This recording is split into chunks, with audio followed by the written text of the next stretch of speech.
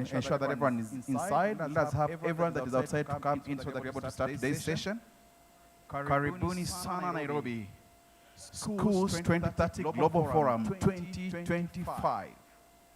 Ask yourself, how might teachers and schools be the partners of choice in solving complex learning and education challenges? 1, 2, sound check.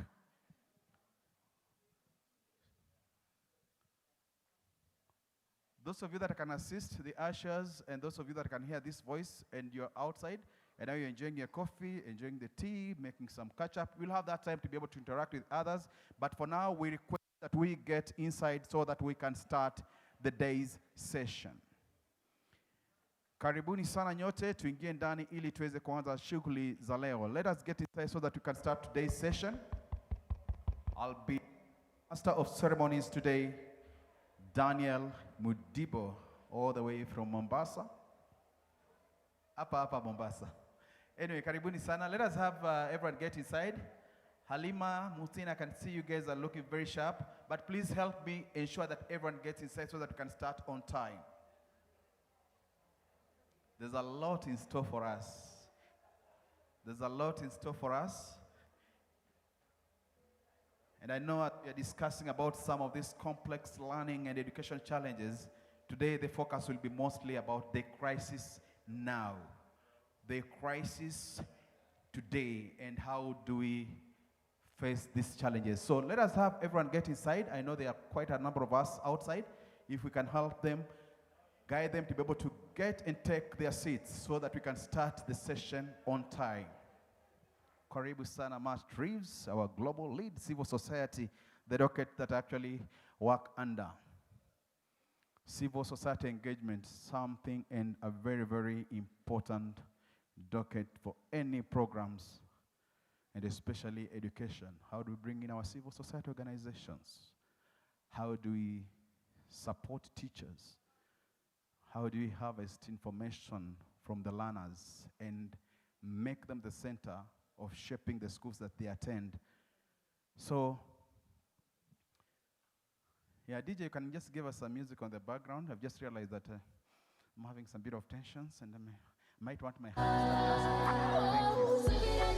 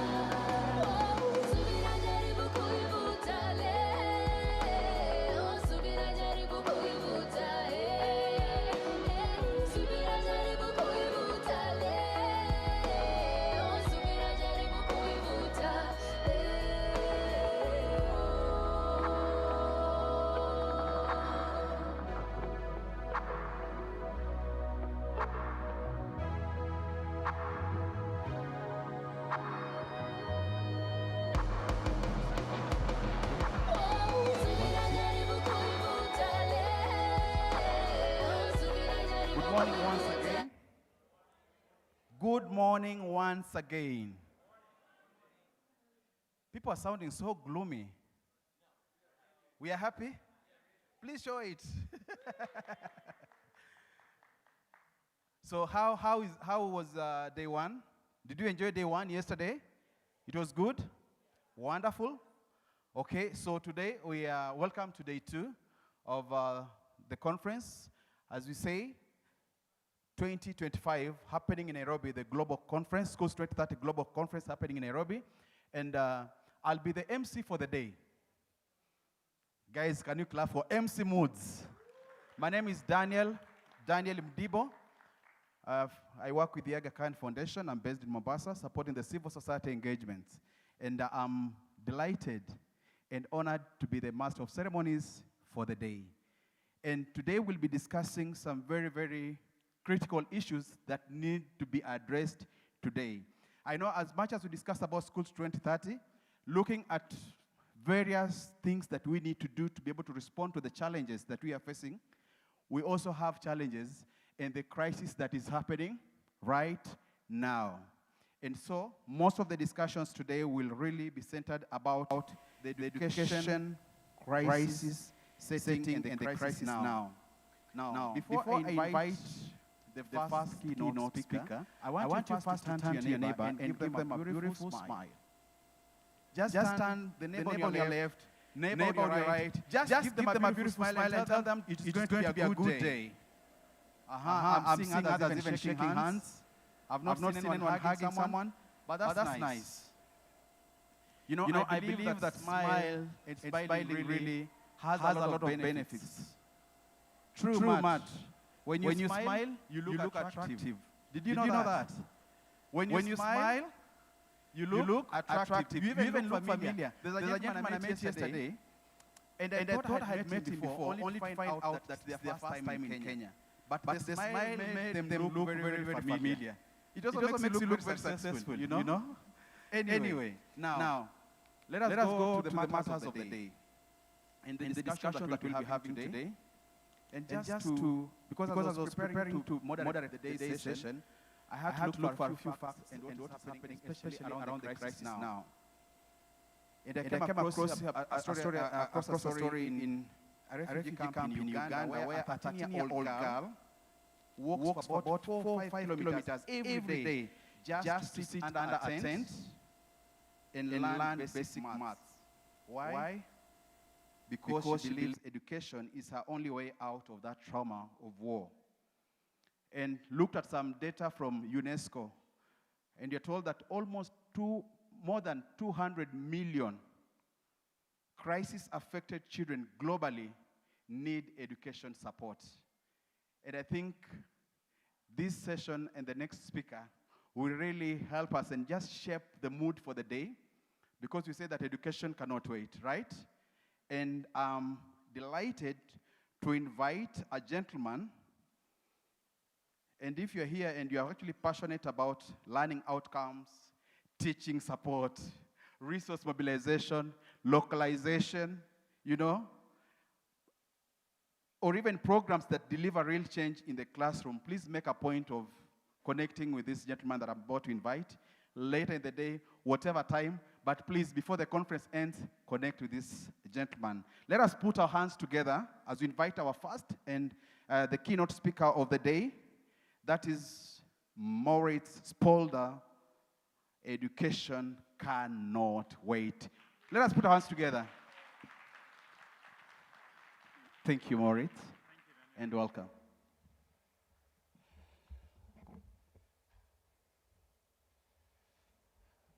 I think, Daniel, that's the most elaborate introduction I've ever had.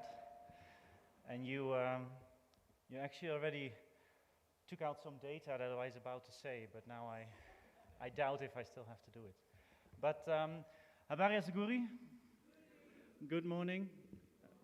I hope you're all good. It's a pleasure being back here in Nairobi and in Kenya.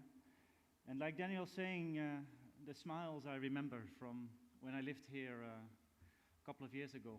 But it's right, if you arrive at the airport in this part of the world, they always give you a smile and they say welcome or welcome back. And it's great.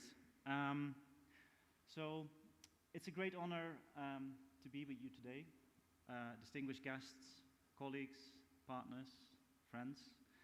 And I thank Aga Khan Foundation and the Schools 2030 initiative in particular for our continued partnership. I work for the organization called Education Cannot Wait. My name is Maurits Spolder, but you can say Morris usually easier. And we have a mandate to mobilize funding and advocate for the importance of education in emergencies and crisis settings. But I'm stand here in front of you at a time of cascading and intersecting crises that are reshaping our world and disrupting the futures of millions of children and young people. These crises include conflict and violence-related areas like Sudan, Ukraine, Gaza, but also natural and climate-induced places. Here in Kenya, the whole of East Africa, Pakistan, Somalia, and other places.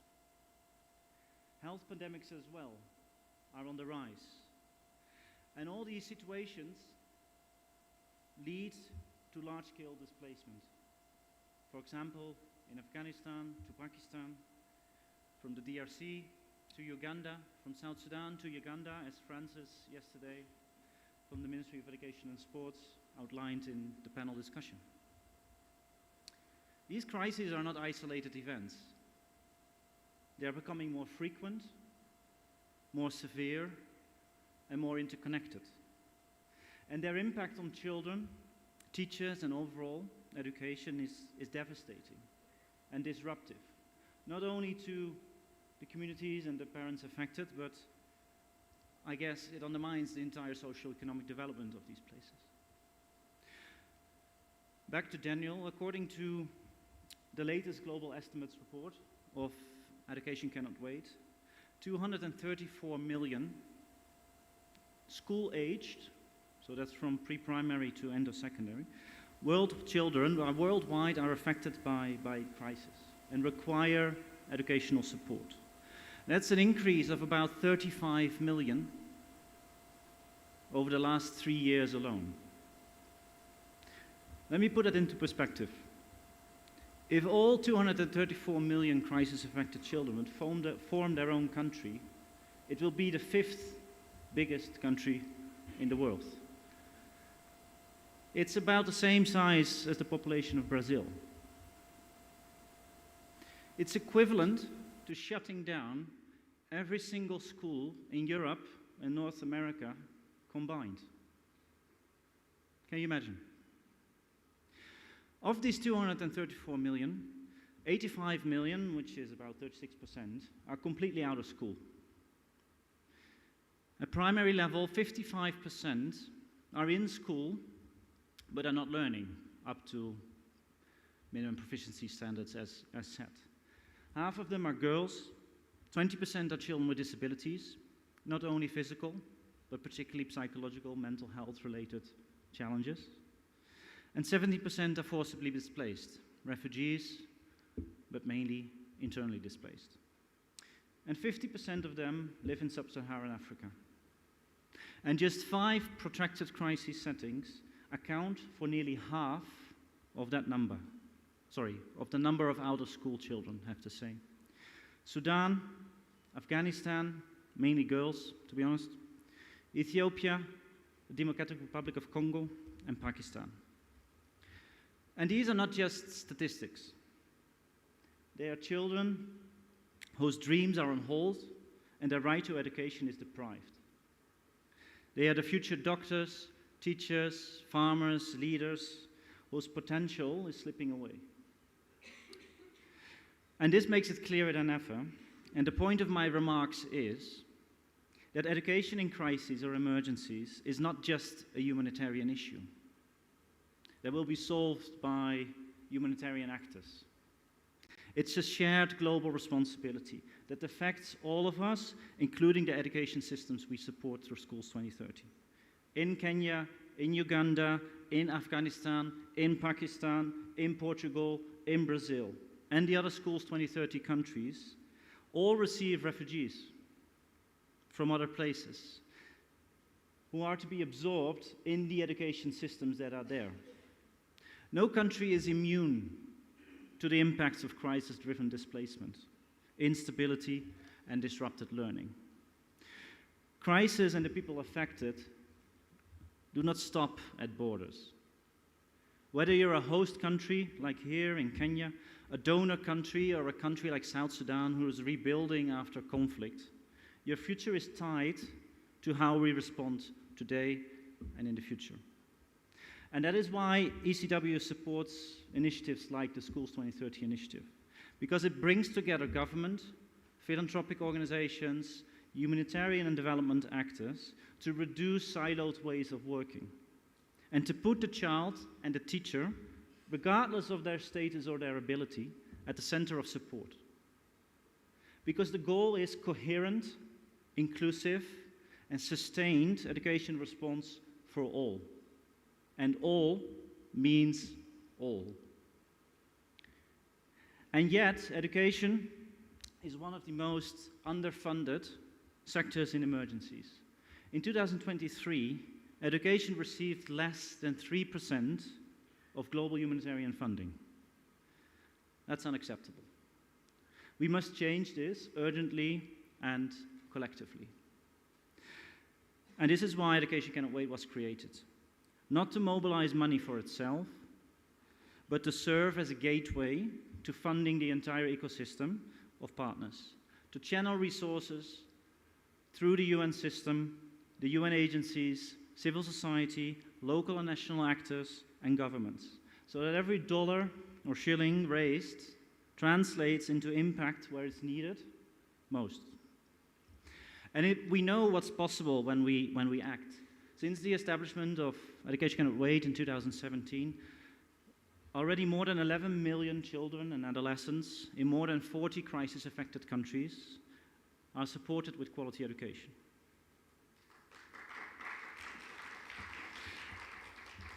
But more is needed. No child can learn without a teacher, hence the focus of this conference. And no education response can succeed without investing in teachers. In every crisis, teachers are the first responders to education. They hold classrooms together in chaos. They help children cope with trauma, while often enduring the same hardship themselves.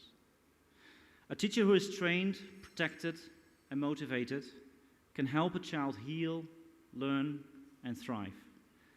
So let's be clear. Teachers' capacity, well-being, and motivation must be central to every response. So where do we go from here? First, together, we must mobilize more funding, despite it being under pressure. We're all aware of that fact. ECW's target of mobilizing $1.5 billion by the end of 2026 is not just ambitious, it's necessary to close the education gap for crisis-affected learners. Second, we must build stronger, more integrated partnerships. We must bridge the divide between humanitarian and development actors, strengthen national systems, and enable country leadership. We must also listen, maybe listen more still, to teachers, work with young people, local communities, and frontline educators, so to be more effective, efficient, and eventually sustainable. And this is what Education Cannot Wait and the Aga Khan Foundation, for example, are doing in Afghanistan, while working with community-based education structures and setting these up and running those in very hardship areas. Third, we must put equity and inclusion at the center of our work. Because girls, refugees, internally displaced, and children with disabilities should not be an afterthought. They are the core to the challenge and must be the focus of the solution. Fourth, we must show impact and design scalable evidence-based solutions. Counting children reached and numbers of teachers trained is not going to convince others beyond this room. Showcasing increased and equitable education participation and changes in holistic learning outcomes is critical to gain trust and credibility of the public, which leads eventually to more funding. The cost of inaction is simply staggering, not just in loss of learning, but in lost lives, lost peace, displacement, and lost potential.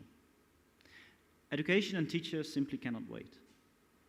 And neither can the 234 million children whose futures depend on how we act. Thank you.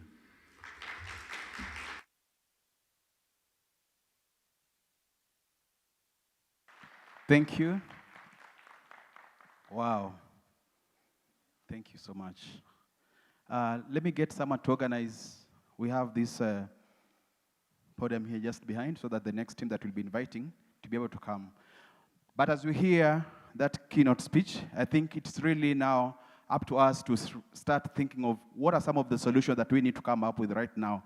Because as we said, and the experience that we've had, when it comes to any emergencies and any crisis, one of the first services to be interrupted is education. And always the last one to be restored. Yeah? So thanks so much, and I hope that we'll be thinking about that. Now, the team that I'm about to introduce, they said that navigating uncertainties through storytelling. This, let me just get it right, but it's an award-winning multimedia story house, and they tell stories for African women to feel seen, heard, and beloved. Their original content includes Kabrazin audio stories that reimagine the lives of Brazilian African women for children, and this is actually available on www.kabrazin.com. You can actually be able to get more stories. And yes, those of you that have heard about Jabali and Sauti, this is the team behind those mystery stories. And today they want to bring one of their stories from that universe. Please let us put our hands together and invite Lamb Sisterhood for their next performance, Navigating Uncertainties Through Storytelling. Welcome, Lamb Sisterhood.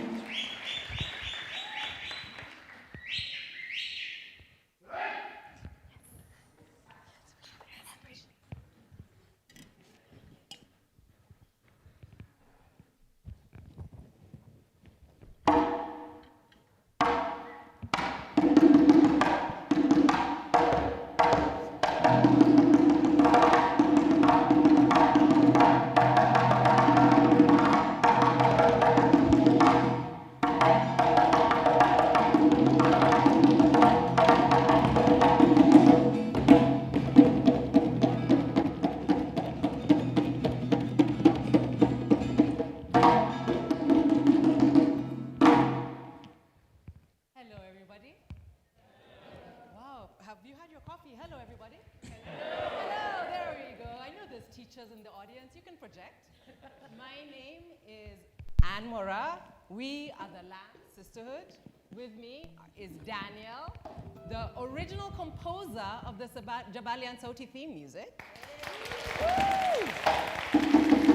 We have Willie, our brilliant percussionist and the most talented session musician you'll ever work with. We have Wilma on production, somewhere in the back, right over there. We have Laura playing blue, Alea playing yellow, and I will be your narrator in color. And I have a question for you, teachers. What's yellow plus blue? What's yellow plus blue? Well done. I'll be your narrator in the color green. Now, we are telling you a choose your own adventure story. What that means is you will be helping us tell the story. This is one of the stories adapted from a book published in the Mysteries of Jabali and Sauti, one of the ones we wrote, called The Mystery of the Wish Watch. And you've seen in front of you or on your chairs, oh, like a talk show, on your chairs, you found two papers. One yellow, and one blue. You will be presented with two options, and you together will place your vote for either yellow or blue. Are you ready? Yeah. Are you ready? Yeah. Okay, our story now begins.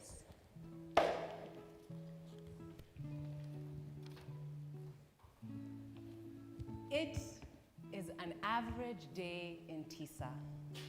You wake up in your bed. Oh, and on the radio, you hear... This is 33.3 FM. I'm DJ Mark. Blowing in with Tisa News. Today in Tisa, smash shoes become even smashier. Jabari's pen disappears again. Dr. Kalian is one step closer to answering the question. Is it possible to lick your own elbow? You can try. No, it's not. No. You are just 11 years old. And it's exam day. You have exams today. Oh no, you are not ready for the exam at all. Are you ready? No. Oh, how you wish you didn't have an exam that day, and if only wishes could come true. So you start walking to school, and on the way you pass Dr. Kalian, you pass a weaver bird, you pass the purple chicken who is still trying to cross the road. Hey, watch out! You hear? You stop in your tracks.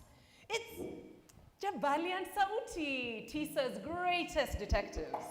They saved you just before you walked into a tree. Thank you so much. I'm just so distracted. I can't stop thinking about the exam today. I'm so nervous, you say. Jabali and Sauti both agree that exams can be very scary, but they tell you as hard as exams can be, it's not the end of the world, right? You just do your best. So you say, I guess, but sometimes I wish I didn't have to do the exam at all. Jabali whispers, maybe we can help with the wish watch. Sauti tells Jabali, wait, what's a wish watch? You ask. Jabali hands you the watch as they tell you all about it. You can use the wish watch to wish for whatever you want. But you have to be really careful because you never know how your wish is going to turn out. You hold your watch, or the watch, you close your eyes, and you make a wish. Your wish will either be blue or yellow. So, with a wish wash in your hands, do you choose blue? Do you wish on no more pencils in the world? Can't take an exam with no pencils, can you? Pick blue! Or Or do you pick yellow? do you wish for a flood? After all, no school, no exam. Pick yellow. But you want to go to school and play with your friends. You can play with your friends in the flood. But if there's no pencils, there's nothing to write with in the exam. Wish for no pencils. They might make you make the exam with your voice. Aye? No, you have to write down the exam. Wish for no pencils and you can go to school and play. We can play in the water with the flood. Wish for no pencils. Pick yellow. You have 10 seconds to make your final decision and hold your papers up in the air. Do you choose yellow or blue? Flood. 10, Flood. 9, Flood. 8, Flood. 7, 6, 5, 4, 3, 2, 1. Oh, it's a close one. We must confer.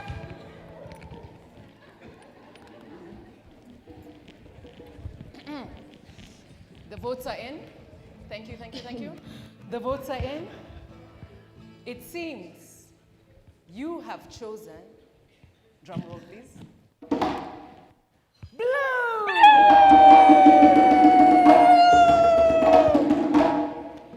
You wish there were no pencils in the world, so the exams are cancelled.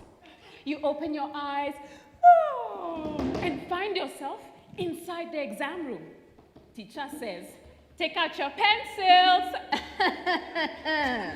Everyone looks for their pencils. But nobody can find any. Perfect. Without pencils, How will we write our exams? Juma asks. Teacher says, that's easy. We can just use pens. And before you can even respond, you hear a rumble from every bag and every desk. Rubbers start flying out. The giant rubber seems to be rubbing out more than just pencil marks. It's rubbing out the world. Now it's rolling around, erasing Tisa, and the world goes kaput! Can you say kaput? The world has ended. It's gone kaput! Oh no. Oh no. Your wish made the world go kaput! A flash of light brings you right back to the moment with Jabali and Sauti. This time, you'll get it right. Huh? You won't make the same mistake. This time you decide, let me take a closer look at the wish watch. And you notice two big things. Firstly, it seems like there's a missing pin. Should you ask Jabali and Sauti? They might know how to fix it. Pick blue. and secondly, you notice the strap is loose. You just have to tighten that. Simple, right? You can do that. Very easy job. Pick yellow. so your two options are, do you yellow, tighten the strap, or blue, ask Jabali and Sauti to get the missing pin and fix the watch? Listen, this is very simple. No need to bother the greatest detectives in all of Tisa with a missing pin. They're busy solving the mystery of the shape-shifting pet.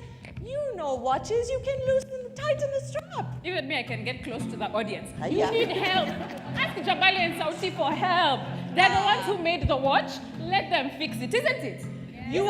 You are all very intelligent humans in this room. It's just a loose strap. What if you fix the loose strap and then it's spoiled? You'll not be able to make any wishes. The people who made the watch 10 should seconds fix it. to make your choice. Yellow or blue?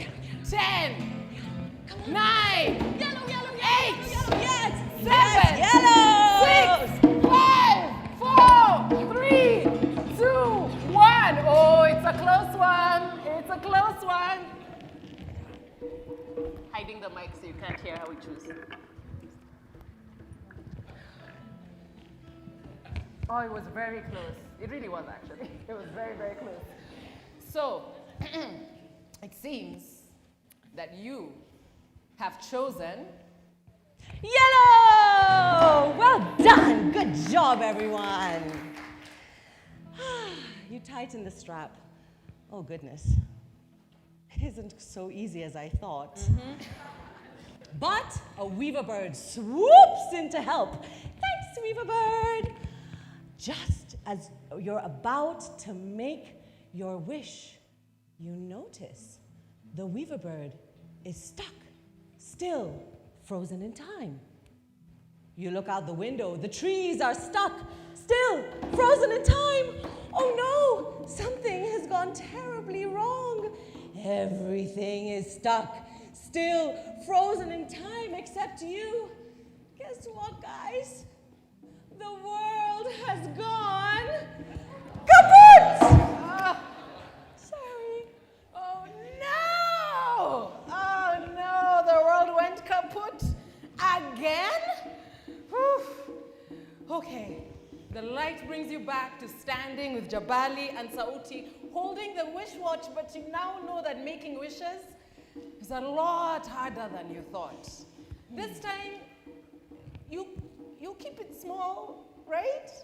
Do you maybe blue? Make no wish. Just accept you have to do the exam. Please, please, please. Or do you yellow? Or you could wish for just a little bit more time to study. Be nice to be prepared, right? Wish for a little bit more time to study, pick yellow. Do you remember what happened the last time you picked yellow? Hang on a second. Those were big wishes. This is a little wish, a teensy one. Just a little bit more time. But the exam is inevitable. Just do the exam. Let's be done with this, surely. Wouldn't it be nice to feel prepared and confident? Wouldn't that be wonderful, everyone? You have 10 seconds to make your final decision. Pick 10, 9, Pick yellow. 7, okay, or 6, Yes. 5, 4, 3, I'll give you a 2, sweet. Do you 1. want a sweet? Do you want a sweet? It looks You want like a sweet to switch sides? You want a 10. Hey, You stop bribing the audience. No bribery. Come here. I mean, Wow, that was also Not a a true sound, but twist. it kind of leaned obvious. Yeah. Yeah. Yeah. Sorry, Blue. It looks like you've chosen yellow.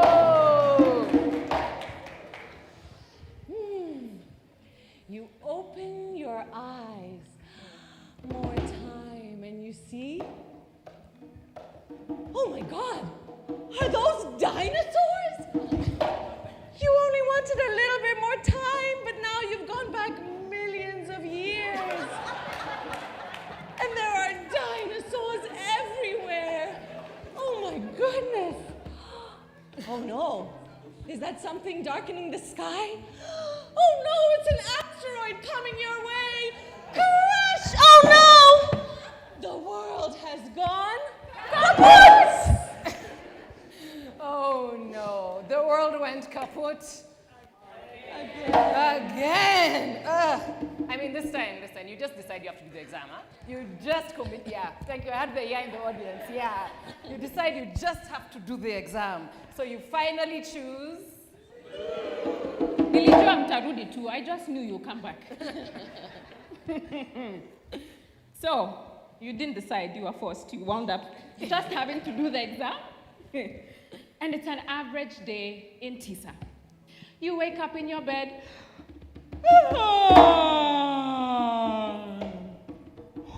And on the radio, you hear. This is 33.3 FM. I'm DJ Mark.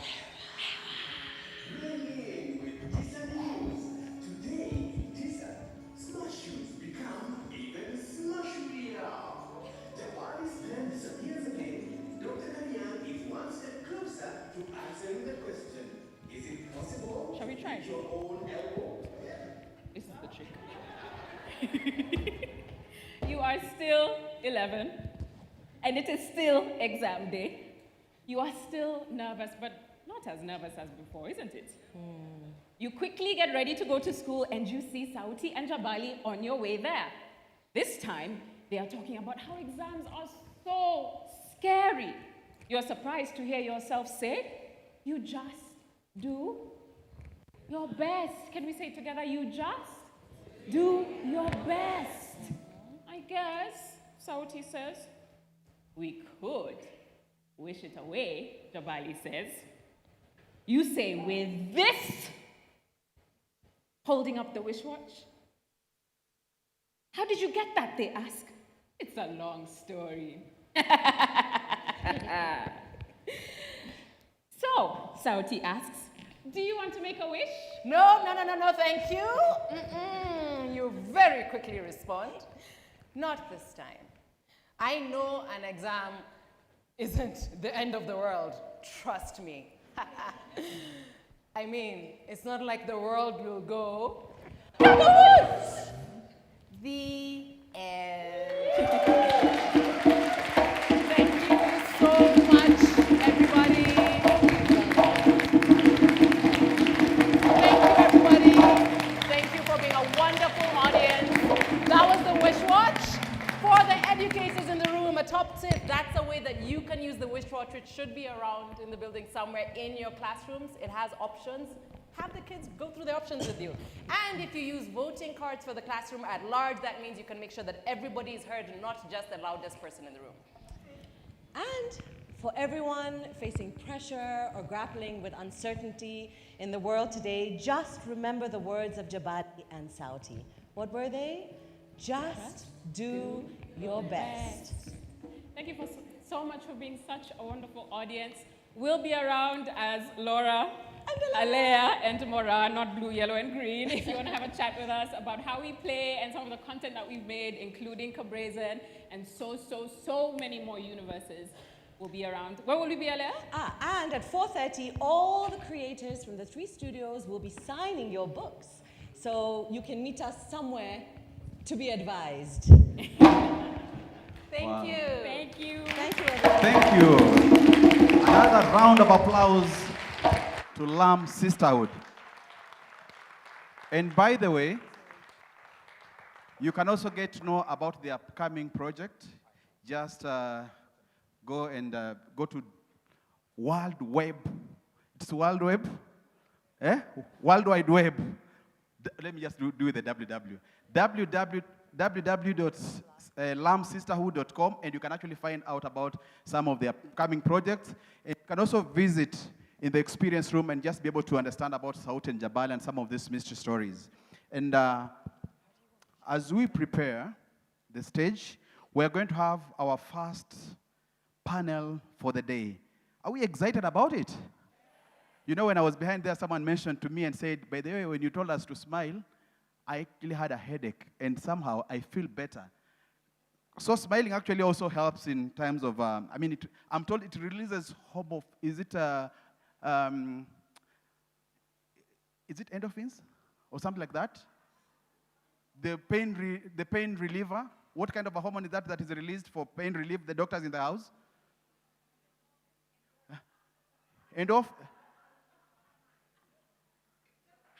Metamorphosis.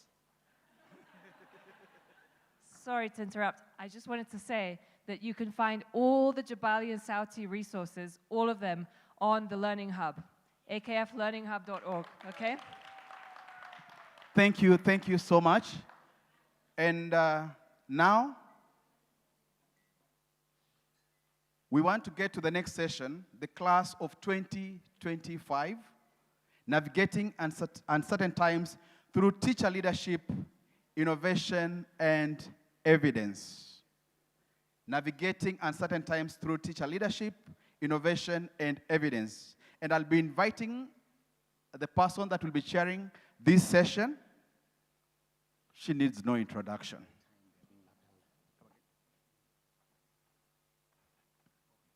Okay, I'm told that they're being lapelled. That is ensuring that they get the microphones right. So, but we'll be inviting someone that doesn't need any introduction, because those of us that have been in the education field, we must have experienced this ECD professional with more than 18 years of experience in international development and humanitarian sphere. She's the global lead education programs at Aga Khan Foundation. And this is none other than Nafisa Shehova. Thank you so much. As you lead us and introduce your panel. Let's see if this mic works. 1, 2, 1, 2. Yeah, it works. Well, thank you, Daniel, for that introduction. I mean, after the LAM Sisterhood performance, I'm not going to ask any of you to vote, but, no pressure. Thank you so much, everyone. So I'm delighted to moderate this panel. As Daniel said, we will be looking at class of 2025, navigating uncertain times through teacher leadership, innovation, and evidence. And I hope the speakers are ready, so I'm going to be inviting them. So I'm delighted to invite our speakers. So we'll start with our head teacher, Solomon Mkonyi. He's the head teacher at Tangoma Primary School from Tanzania.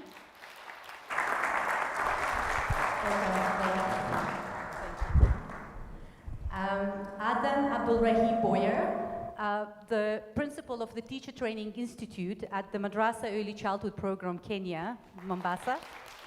Welcome, Adnan. Emma van Merlen, Senior Program Manager, Portuguese Foundation. I was practicing my Dutch pronouncement of her surname, so hopefully I did it well, Emma. Welcome, Emma. Thank you. and Dr. Nikita Sa, Assistant Professor and Director of Research at University of Notre Dame. Welcome, Nikita. Welcome, everyone. I think Moritz this morning provided us an overview of the state of education of crisis-affected children and adolescents globally, and the data looked really daunting. So the class of 2025 is stepping into a world marked by complexity and change, conflicts, climate shocks, learning disruption, digital transformation, and persistent inequalities. And yet, in the face of these uncertainties, as Moritz also highlighted, one force remains constant and powerful. It's teacher agency and leadership. So our panel today will explore what it means to teach, lead, and learn in this moment, and how teacher leadership, grounded in innovation and also strengthened by evidence, is not just helping learners adapt, but is actively shaping the future of education. So I think, since we're talking about teachers, I think I'll start with our head teacher. Solomon, so I'll start with you as a head teacher, but also sometimes as a teacher in your own school. Could you tell us, what does leadership look like in your day-to-day work, especially when resources are limited or the future seems uncertain? Oh, thank you. I'm teaching there in Tuangoma Primary School in Dar es Salaam, in the peripheral. My school, it have got 55 teachers, 3,500 children. They've got one patron, three matron, 2 cook, and 2 watchmen. So you can see how the capacity of that school is. I faced some challenges, such as lack of resources, human resource, lack of teachers, because you can see the number of the school and the teachers are few. I've got the lack of furniture for students and the teachers. I've got the challenge of facilities for the blind children, such as teaching and learning material. Also, the water system is not so much good. And to overcome those problems, I've got 3 measurements that I've done for that. That is creating rapport and finding donors. So I managed to get a lot of things, including drilling 2 wells. I've got furniture, 200 furnitures. I've got a cupboard and so forth, a lot of it. That all cost 162,100,000. I save the government money. Also, the second point that I've made is creativity and innovation. I've made the innovation for the preschool that I've made the 3 prototypes. One prototype is T-learning, the T-learning I made. The second one is learning through package visibility, where the child can wear the T-shirt, and the T-shirt is having the vowels, the number, to where she or he is can learn. The third one is childhood wash and clean desk. It's something like a dressing table, but it have got all of the facility to learn for healthy, and the child is free now to learn. Thank you very much.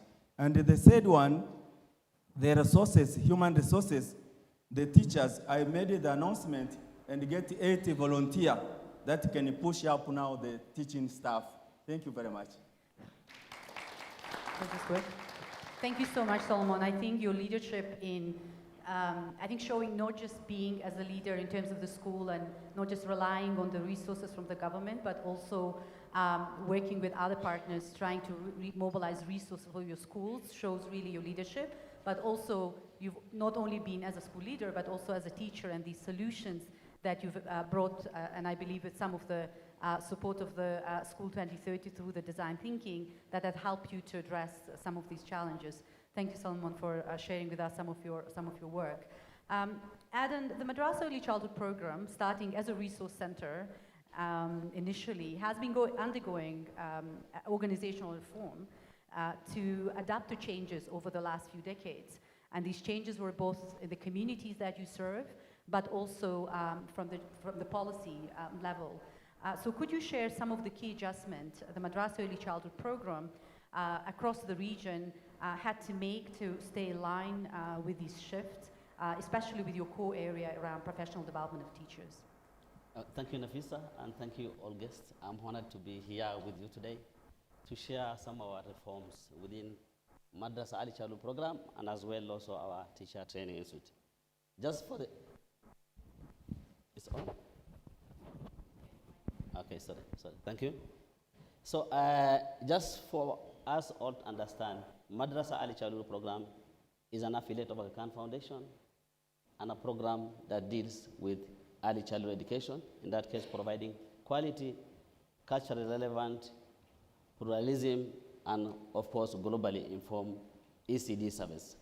It's a regional program that is in Tanzania, Zanzibar, and also in Uganda, as well in Kenya. So over the years, and more than 4 decades, we have been providing teacher professional development as one of the key pillars within our madrasa preschool model. We have 5 preschool models. And why teacher professional development is key? As practitioners for the long serving of over 4 decades, we believe that when a teacher is well prepared, confident, and reflective, children are likely to strive. So that's why we find professional development as a key pillar in our model. So from the time we started, within the first 2 decades, a massive Madrasa Al Chalu program was able to establish preschool through community mobilization, and we have been continuously providing technical support and teacher professional development, both for those practicing and those that are new and going into the profession. So what we did is, for those that are already practicing and do not have those qualifications, for them able to be relevant and recognized, we were able to give them like a bridging course. In ECD, we call it like proficiency, so that they're able to qualify to do the certificate in ECD and have that recognition. As we grew, we felt there's a need to expand our work. And that brought about the institutionalization. And we are able to bring about a registered teacher training institute, so that we continue providing training to the new teachers and those that are already practicing. Apart from that, our work now goes beyond implementation to policy responsive leadership, where we move forward beyond the community focused preschools, working directly with the communities, directly with the preschool. We move working with the existing structures. We work with ECD officers at the county leadership level, at the sub-county level, and of course at the ward level. Not forgetting also health department, we work with county leadership, sub-counties, and moving up to the lower level, those who are community health volunteers. So why we work with the structures is we believe that is part of sustainability and creating of ownership. So that is the move we made. As we move on, I think there's changes that comes with educational reforms has to also make us do reform and align our interventions and activities. So recently, with the coming of move of 844 to the CBE, the similar change in Uganda and Tanzania has brought about a change within education system. In that case, both at the classroom level and at the teacher education level. So as institution that is practicing teacher professional development, and also as institution that's providing quality service of ECD, we have to align to these reforms. And as a response, one, we have to register our teacher training institute, a process that we have to start, including alignment to standard the pedagogy, and also alignment to assessment, method of assessment. In that case, the competency-based assessment. Other thing that we have to do is upgrading of our teachers, because with the reforms, there comes, we need to have teachers having diplomas and higher level. So we have to do upgrade for our teachers, those who already have certificate, and ensure that they are recognized as a qualified teachers within the teaching profession. That, of course, dozens of teachers have benefited from this program. And as I'm talking today, for the last 2 to 3 years, we had over 300 teachers who have undergone upgrade course. As institutions that look into issues to do with pluralism and inclusivity, we have a teacher who is visually impaired among the teachers who are currently undergoing UDECTE, that is diploma, upgrade in diploma early year teacher education. And that is in quality TC. So we are working within the institutions, with the government, as we are in the process of registering. Other thing is we have to adapt to new reforms in terms of ensuring that we have our curriculum that is accredited by Kenya Institute of Curriculum Development, which is certificate level. But as part of alignment, we have to ensure that we review our curriculum to upgrade it to a diploma level. It's a process that's at advanced stage, and very soon we are submitting to KICD for accreditation. Some of the key features that was coming within our curriculum, because somebody may ask, if the government is having a new curriculum, why a new one? So, of course, there are features that are additional value that we have. One is we put it, of course, first, it is competency-based, so that we are aligned, not forgetting also the 21st century skills, as per the standard by the reforms within education, but we made our curriculum into a modular that will make pathway easy for those already within the job, might not have to leave their job. They can learn at their pace. For those who are new, can take 3 years, the entire modular. But for those already in the job, they can have the pathway, easy way of doing it, doing school-based. And as well, we make it a blended approach where we have virtual and face-to-face for teachers to do during a school-based program for holidays. So I think this is a changes and reform is revolving within the education system. There's no end, it's a continuous process. And for us as service provider to align with the context, we have to be continuously reforming, aligning, and of course, looking at the community need and also global need as well. Thank you.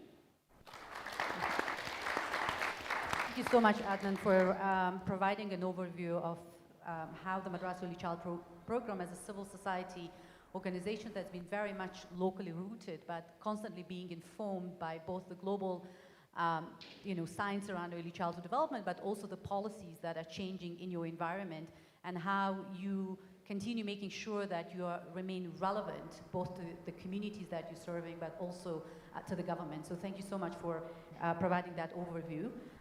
Nikhil, well, you've heard from a teacher and head teacher, and you've heard from a local service provider around what they're trying to do to really address the changes and the context. So I guess from your end, from the researcher perspective, what does current evidence suggest about the kinds of teacher leadership or classroom innovations that have the greatest impact during the periods of crisis or disruption? So if you could share some from what you know from the research. Thank you. Sure. Thanks, Nafisa. So I think from the broader literature, there's nothing really that is that groundbreaking that most of the people in this room don't already know or aren't already. I think we're all kind of very aware of it. In crisis contexts, I think my mic is going in and out, but you can hear me. In crisis contexts, teachers have been kind of innovators and leaders for years now, and especially over the last 5 years, because of the global pandemic, we have seen kind of teachers need to be innovators in many different spaces. You just use that mic.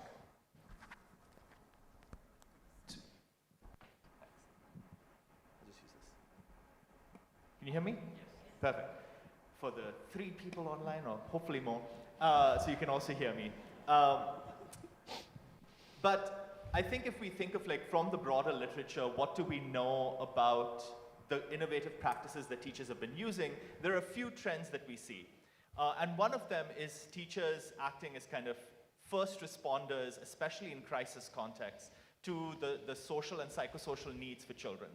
So teachers are kind of a main touch point for children, especially during crises. And there have been multiple examples of teachers innovating and being kind of the main first responder during crises for children. A second way that teachers have been innovating is really adapting their pedagogical practices. We've seen this during the COVID-19 pandemic, but even before that, there are multiple case studies and examples. For example, in Bulgaria, there was a documented example, a case study of teachers working primarily with children from disadvantaged or marginalized Roma backgrounds. And when there was infrastructure challenges and schools were being closed for the Roma students, the teachers went to a kind of a telephone instruction model and sent home worksheets with students to continue the learning for children. And similarly, teachers have also been kind of experimenting with technology, especially during the COVID-19 pandemic, both high and low technology, right? So we've seen there was a study done in 6 countries. I think it was Ghana, Gambia, Mozambique, Malawi, El Salvador, Brazil, in 2021, during the height of the pandemic, to understand what were teachers doing, how were they innovating with technology. And we saw many, many different examples: WhatsApp groups, telephone chains, sending materials home.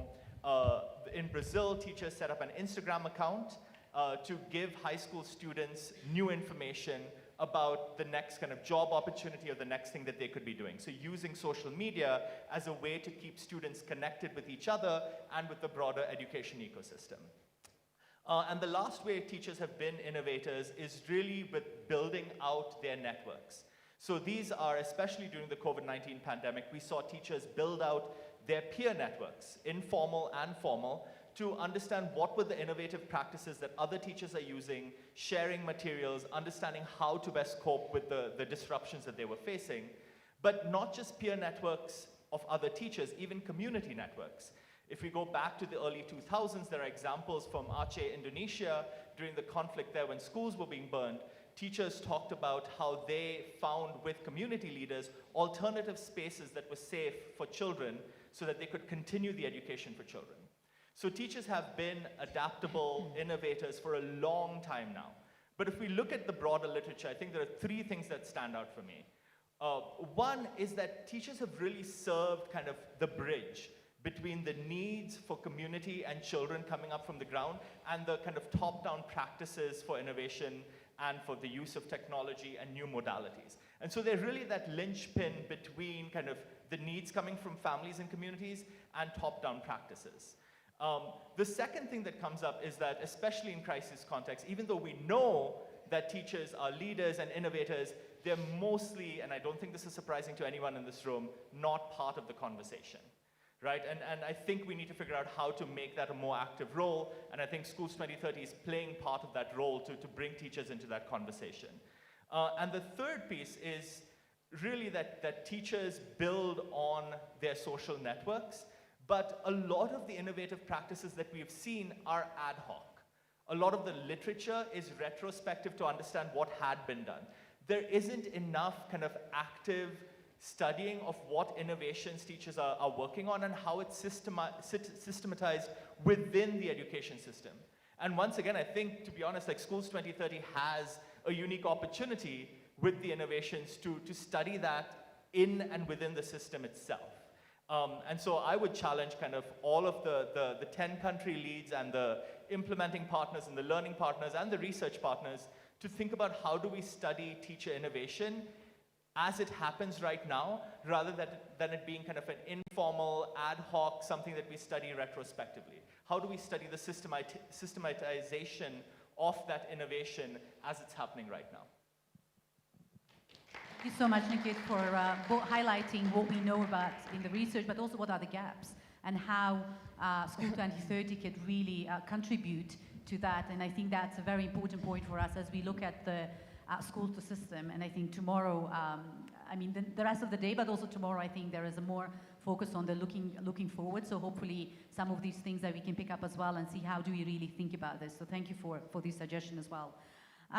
Emma, Porticus has been one of the key partners of the School 2030 and has been instrumental in supporting and promoting holistic learning outcomes, not only within the School 2030, but I think also within the global discourse. So I guess my question is on how is Porticus adapting its funding strategies to support teacher-led innovation in this rapidly changing education landscape, especially since the beginning of this year? Yeah, thanks a lot, Nafisa. And let me start by saying I'm really grateful to be here. It's a real pleasure. Day one was great. Having a lot of in-person interactions has been really valuable. So thanks a lot to your team for organizing this. And your question is about change, but I also wanted to start by saying what for Porticus has remained a constant, because indeed a lot is changing, but I think that's also good to highlight what remains in terms of our focus. So Porticus is a foundation.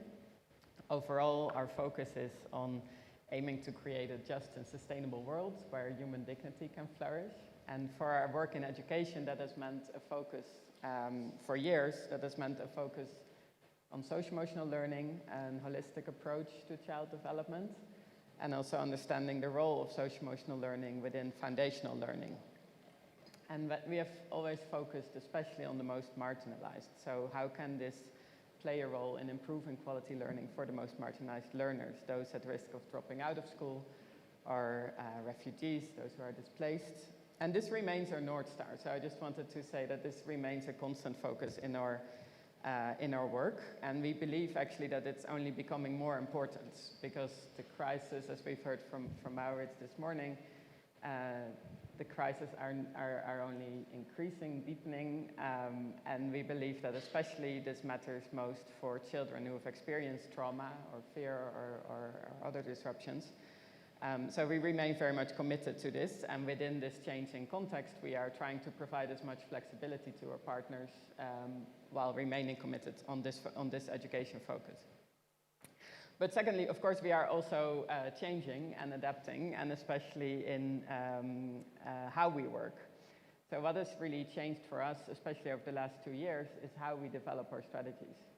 So previously, this used to be quite an internal exercise, where we thought up what should be our focus. We did research, of course, we did consultations, but over the last 2 years, this has become a much more participatory, what we call a journey of co-creation, so where we work much more together with stakeholders from across the education ecosystem where we focus. So we focus in multiple countries around the world and also at the international level.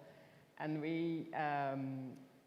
so let me explain what this means in practice. So for example, here in the Kakuma refugee camp, we've gone through a process of co-creation that brought together stakeholders from the UN, from government, from local refugee-led organizations, from community-led organizations, from NGOs and INGOs, really trying to play a role as a convener and try to bring organizations together around shared problems and encourage looking beyond your organizational silo, let's say, and encourage more partnerships and collaboration to tackle these problems.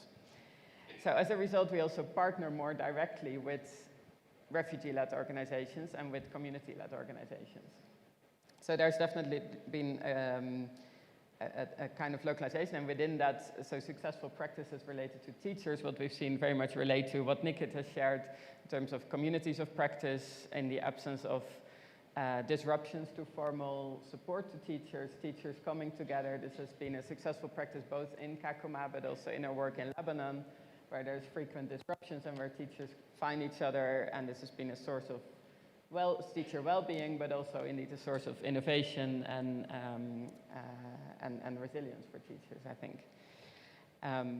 But in addition to this more localized approach, we are also engaging at the international level. Of course, we have been indeed supporting Schools2030 partnership is a good example of that, where we are committed to building global knowledge, sharing best practices between different contexts where we work, where we also are playing a role as a convener, bringing together international organizations with local organizations for shared learning. And indeed, this has focused in particular around the area of the assessment of holistic learning and social-emotional learning. So that is, in a nutshell, and for the last point in particular, we are really, really sort of leveraging the knowledge that is within the, and we saw it yesterday in the workshop on assessment, so the knowledge that is within the Schools2030 partnership on how that can help to further build the field and further inform others on how you can go about the measurement of holistic learning. Yeah, so that's for Portuguese what's been important in the last 2 years. Thank you, Emma, for highlighting the role of philanthropies and the role of in partnership, I think, in being a convener, and also how I think you've shifted in terms of how you develop your strategies and how it's much more participatory. But again, thanks, I think, to Portuguese for remaining a key partner of the School2030 and how you see School2030 being one of your global convener and how it helps you in your strategy as well to address holistic learning outcomes, especially for the most marginalized. Well, I guess we talked a bit the first round around just more general around the role of teachers around innovation and evidence and how they're dealing with it. I just want us to shift gears now and talk about resilience. We know that in the face of growing uncertainty, teachers will play, continue playing that role. So I guess what I'd like to know on how does a resilient education system actually look like in practice, and more importantly, what role should teachers play in shaping and sustaining that resilience? So I think we'll start with Nikit this time. Okay, so I love that question because the question is about if we want kind of a resilient education system, what role should teachers play in that? And I might actually start by rephrasing that question a little bit, because I work under the assumption, right, if we agree from like what I said previously, like teachers are serving this kind of linchpin role within the education system. They're bridging the gap between kind of needs from communities and families and children and top-down practices. If we agree with that, my assertion would be that if we have resilient teachers, we have a resilient education system. So if we go with that assumption, I would say, what do we need to do to support teachers to be resilient and do well in their profession, in their job? And so we've been spending some time looking at kind of teacher well-being. What does teacher well-being mean? What does it look like? And it's a very blurry, kind of fuzzy term. And so over the last several years, we've been spending time with teachers in Uganda, Colombia, Ethiopia, Uganda, Colombia, Haiti, Colombia, and one other country. I'm blanking right now. I'll send it to you later. But we've been spending time with teachers in these 5 countries trying to understand how they define well-being for themselves and what within their broader education system, within their classrooms, within their schools, within their communities, within the education policy affects that well-being. And over again, we see teachers talking about well-being as this idea of being unburdened and unstressed because their social, financial, mental health needs and physical needs are met through the profession, right? And I'd love the teachers in this room to get your take on that. This is coming directly from teachers that we've been working with. And so that's their definition of well-being, how they're looking at well-being. And then we start thinking about, okay, so what is it within the system that would affect your well-being? What are the assets that support well-being for teachers? And if we look at the 5 countries, teachers list a lot of things. But if we actually look at the data and we start looking at across these 5 countries, what are we seeing that is common across teachers in these different contexts, both emergency and non-emergency contexts? And I love listing things, so there are 5 things. and we'll call them the 5 R's of teacher well-being, right? So the first things that teachers talk about again and again is, the first R is remuneration, right? Salary and contracts. What does the salary look like for teachers? Is it sufficient? Is it paid on time? Who controls it? And what do the contracts look like for teachers? Are they permanent? Are they temporary? How are teacher contracts, especially in refugee contexts for non-refugee and refugee teachers, how do those actually manifest? So first one is remuneration, contracts and salary. The second R is really around kind of readiness. And we talked a lot about this yesterday, both in terms of pre-service and in-service training for teachers. Do teachers feel ready to step into the role as they enter the classroom? And do they have opportunities for continuous professional development through their profession and through their career, right? The third R is really around relationships. Again and again, across the different countries that we've worked in, teachers talk about how integral relationships are at the different levels of the ecosystem around them. Within the classroom with their children and with the students that they work with, within their schools, with the other teachers and with the head teacher, within the community with parents, and then within the broader ecosystem with other community members, right? So we've been through 3 R's. The fourth R is around resources. And our head teacher, Solomon, also pointed out how important resources are, but teachers talk about being able to have the right resources at the right time and actually be able to access those resources. So do they actually have to pay out of their own pocket to get resources to be innovative, or do those resources exist within the system for them?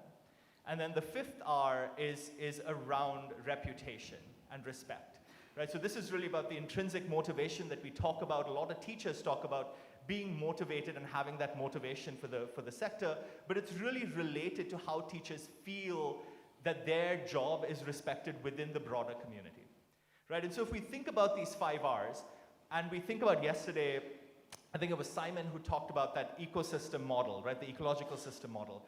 We can think about each of these 5 R's within the classroom, within the school, within the community, and within the policy environment, right? You take relationships. You can think about within the classroom, what interventions do we need to do to build stronger relationships between teachers and students? Within the school, we already have a lot of evidence about kind of peer-to-peer learning networks. There's some evidence around kind of the strong relationship needed between head teachers and teachers. And then within the policy environment, we can think about like what policies are engendering stronger networks of teachers, informal and formal, across the ecosystem, right? So my assertion would be, we don't have to do all 5 R's, and we don't have to do all of them across the ecosystem, but in each of our countries, in each of our contexts, can we think about, if we break down those 5 R's across the different ecosystems, where are the points that we think we can best intervene to have the strongest impact on teacher well-being? Because my assertion would be that if we can support teachers and boost the well-being of teachers, that will inherently boost the resilience of the education system.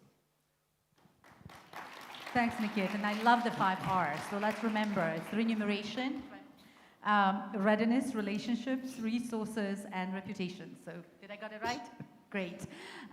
So if we stay with these 5 R's, I think for the other speakers, maybe Emma, like, how do you see these 5 R's, or maybe within the Portuguese, like what are some of the key areas that Portuguese is supporting or building evidence that really looks, maybe not across all 5 R's, but some of them, if you could, that would relate to the teacher resilience.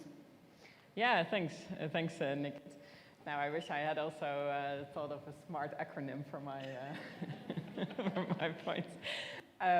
No, I think very much agree with your point. When thinking about the question around resilience, teacher well-being immediately also came to my mind, and I think just very much agree with you in terms of, oh yeah, thank you.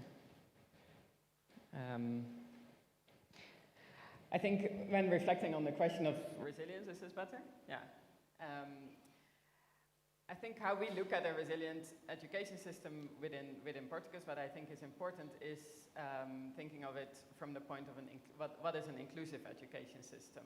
And I think Maurits also made the point in the morning that it needs to be inclusive and equitable, because if an education system cannot provide continuity for a number of learners that are either at risk of dropping out, that are displaced, or that are affected by climate shocks, then those learners will not, there will not be continuous learning, and therefore that is not a resilient education system. So I think that that point on inclusion is very much important.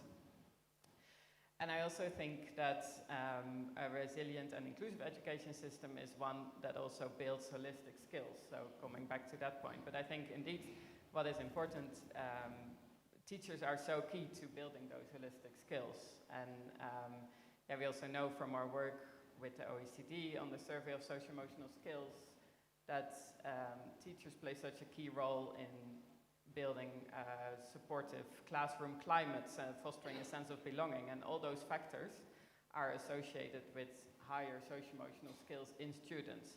But I think for teachers to be able to do that, they also, indeed, well-being is really important. And they are often not trained in how to teach socio-emotional skills or other aspects of holistic learning to children.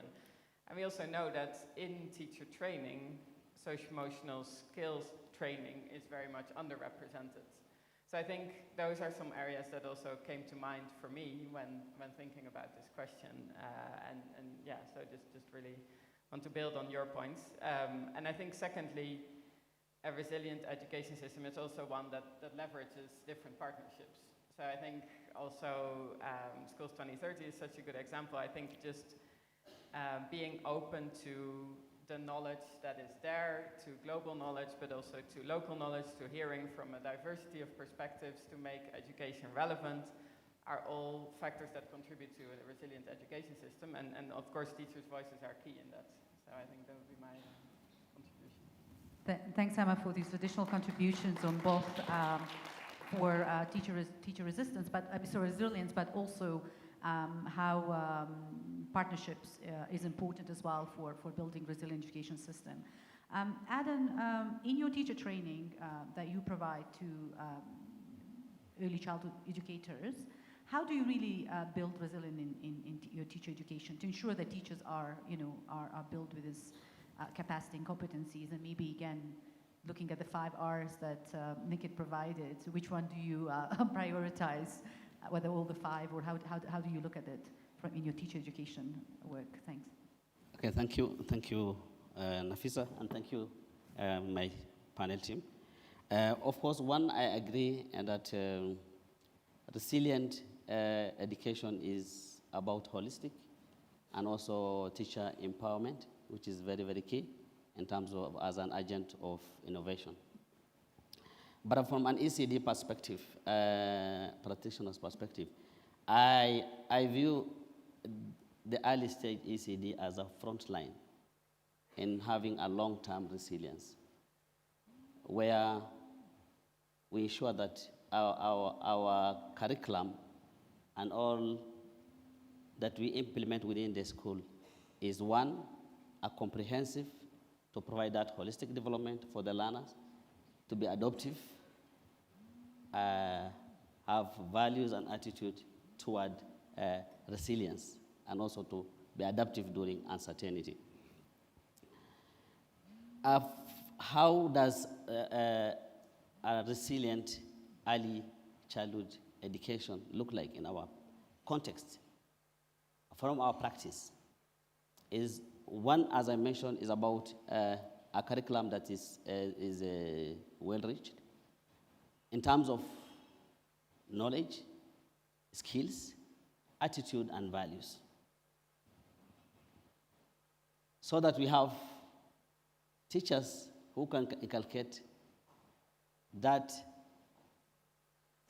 skills, knowledge, and attitude, and values that make the learners to be a responsible citizen, of course, looking at all the different competencies that we have.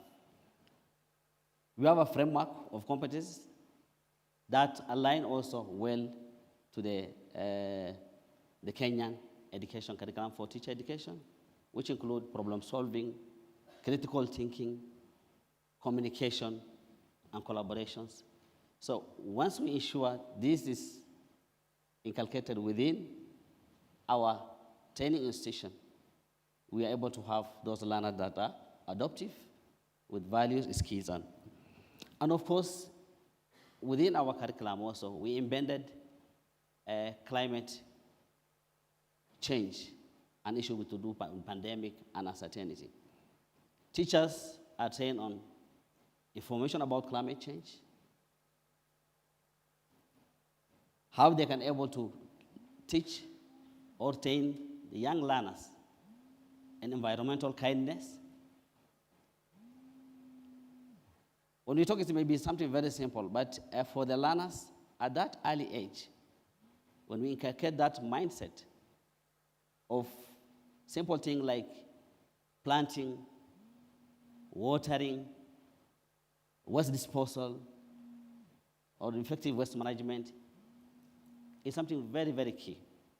When I just share an example of one of the interventions that we did in Kilifi and Kwale.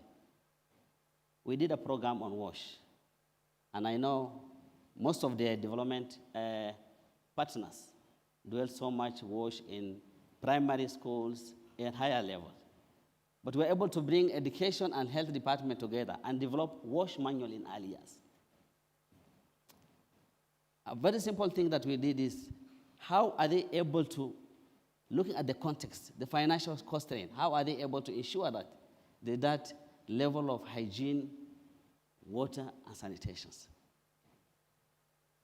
Learners were able to, together with the teachers and parents, they're able to create simple things like tip-it-up. I'm not sure whether we are familiar with the tip-it-up. So that they're able to have a hand-washing facility, not necessarily putting up a sink and modern hand-washing facility. So that's how we ensure that we are resilient in a way that within the financial constraint, we are able to support. And there were a lot of mindset and change in terms of the practice on hygiene, including up to the community level, because they were supportively working together. Another point is, as institution, we value parent and we take parent and community as partners. They are not observers. They co-create and also implement together with the teachers. Of course, they're able to participate in all activity within the school, starting from provision of fees, maybe fees payment to the level, if putting up infrastructure, school feeding program, and also looking around issues to do with climate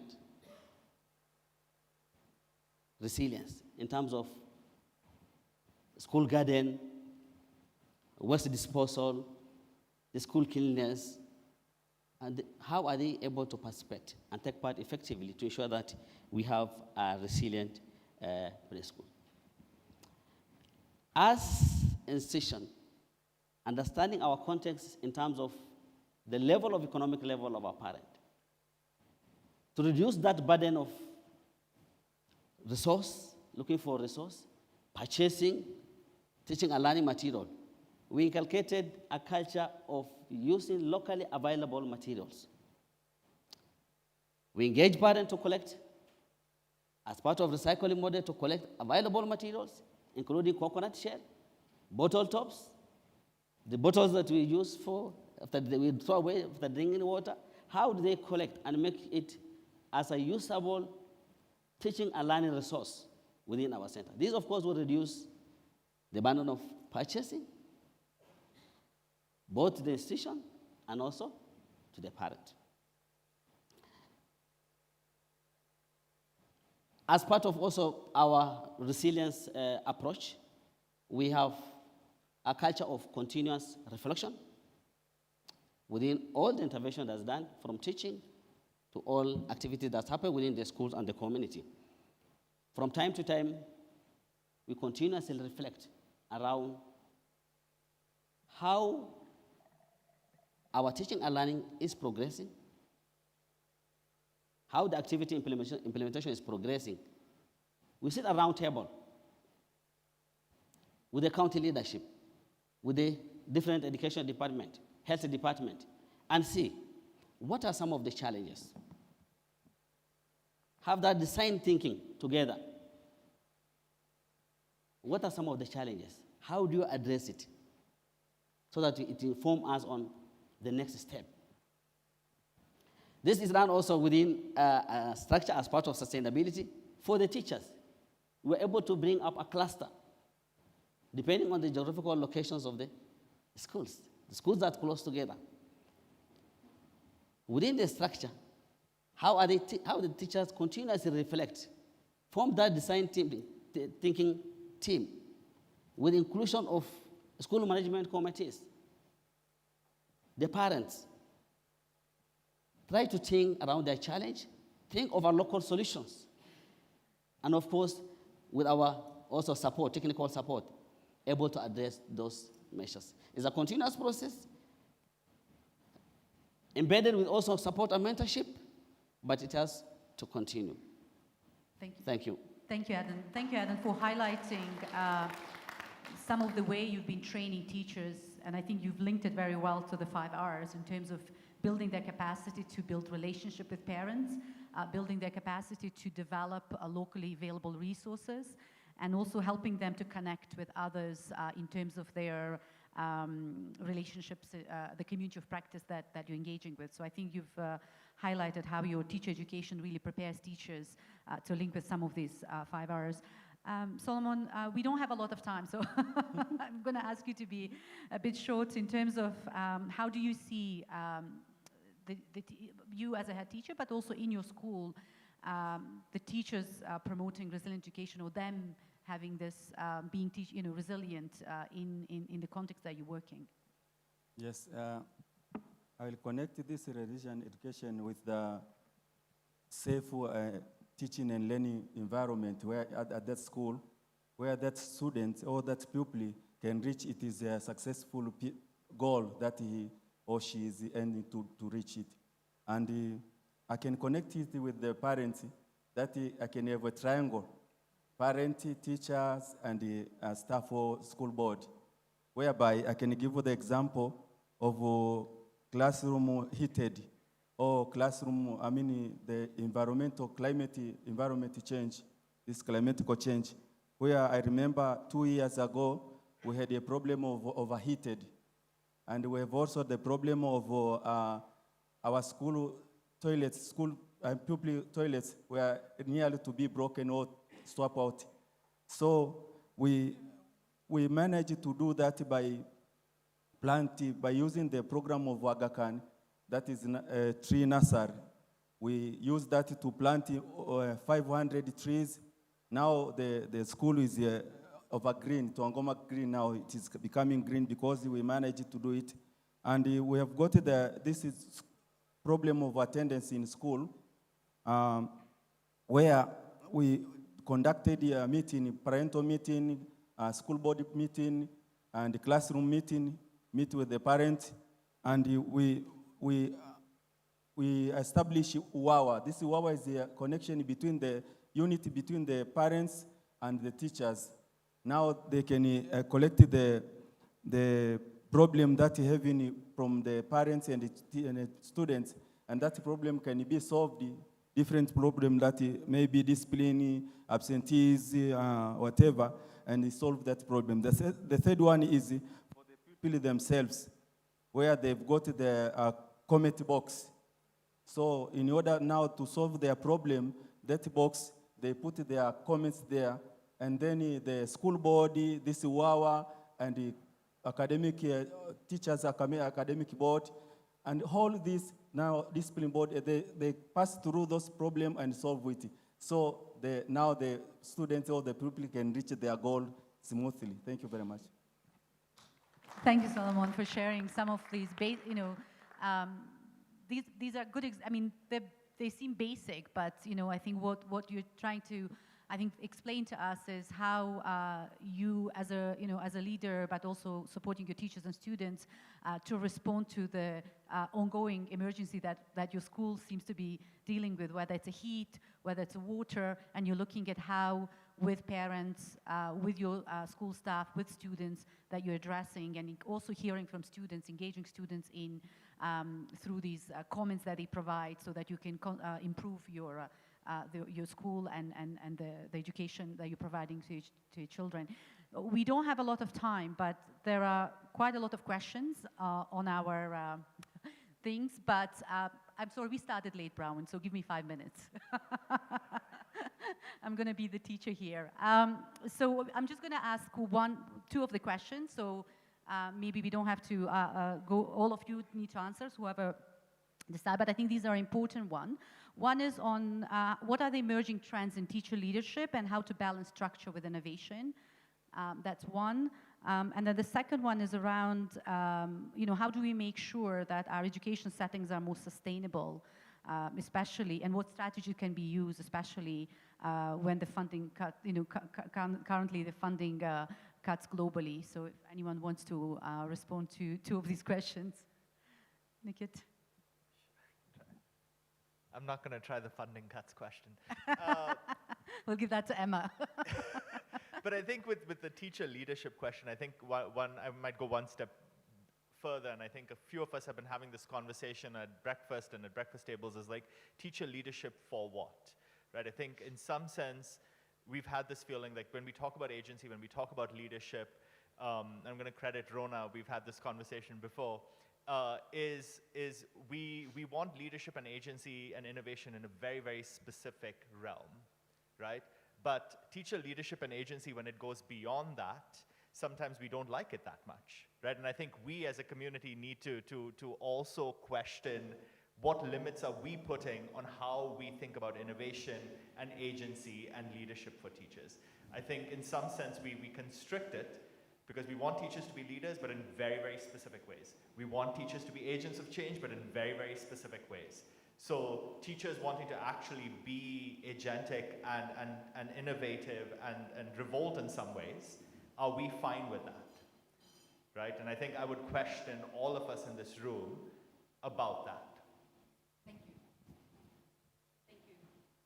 Emma, do you want to add any response to your Yeah, I mean, this is a difficult year. The funding cuts, it's difficult to know what other changes might be coming. We've already seen a lot of change. I think going back, in terms of sustainability, I would probably go back to the point on partnerships. Look at ways you can source collaborative funding like we are doing here in Schools2030. Look at various sources of funding, a variety of funding sources. I think for Porticus also, this focus on local structures and increasing understanding of what localization means and how that can play a role in building something more sustainable is very important. Yeah, I think it's up to all of us to find answers to this to the question, and I think that's part of what we're also exploring here together. I think how we can come together to tackle these problems.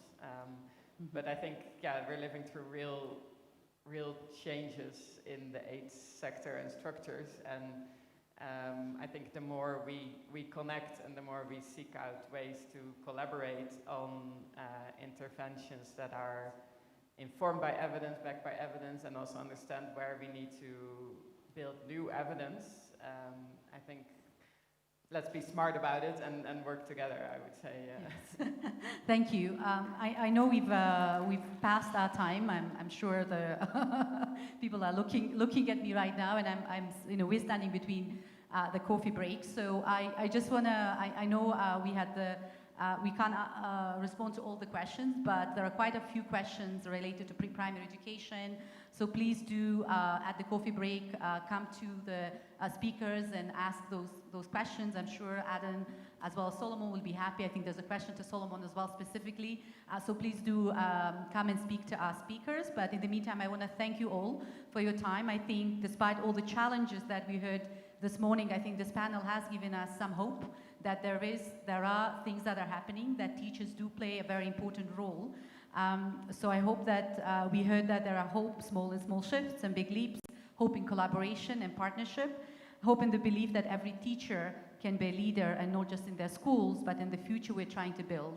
So thank you for being part of these conversations, and I hope we'll continue this today and tomorrow during the forum. So thank you.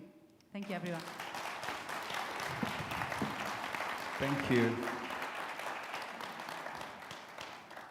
Continue just applauding. Just another round of applause until these teachers. Guys, this is actually a calling. Thank you so much, Nafisa. Thank you, Solomon, Aiden, Emma, and it's Diza. Niket, the other name? Niket. It's Niket. Oh, nice. And thanks for the 5 R's. Do you remember the 5 R's? First one? Remuneration. You need to say that one loud because I know in Kenya that's really part of the issues there. When you hear the teachers have gone on strike, there's something there. The second one? Readiness. It creates confidence and also brings out issues with innovation. The third one? Relationships. Fourth?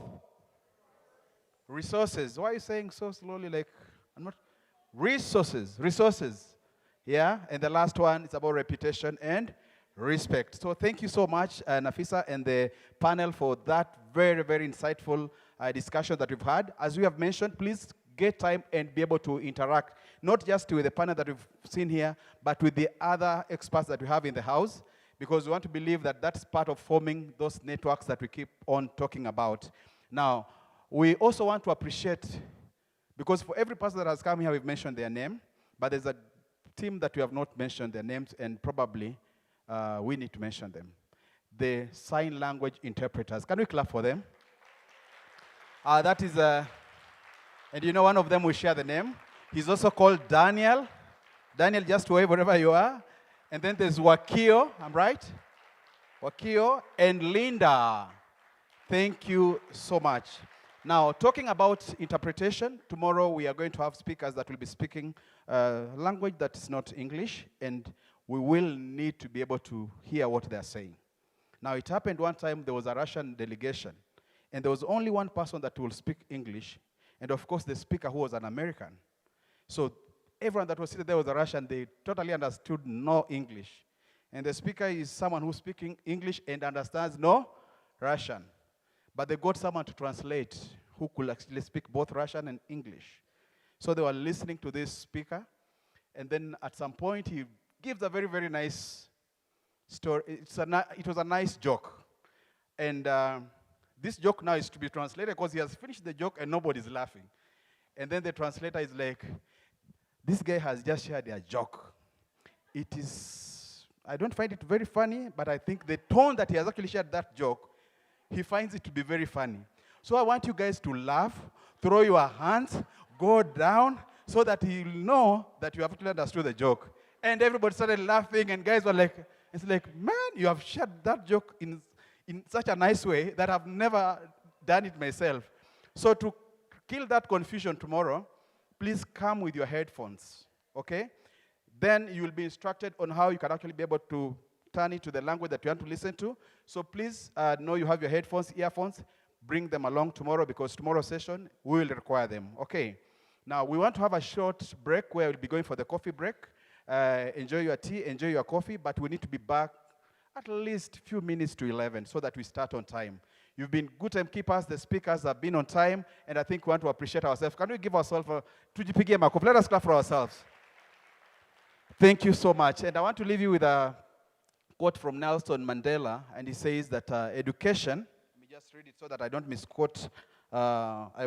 Education is the most powerful weapon which you can use to change the world. And I think the discussions that are happening today we are on the right track. So enjoy your coffee break. Unless there's someone with an announcement? No. Please, how many minutes do we have? We have about 25 minutes. Please, let us try to be here at least a few minutes, few seconds to 11. Enjoy your coffee break. Thank you so much.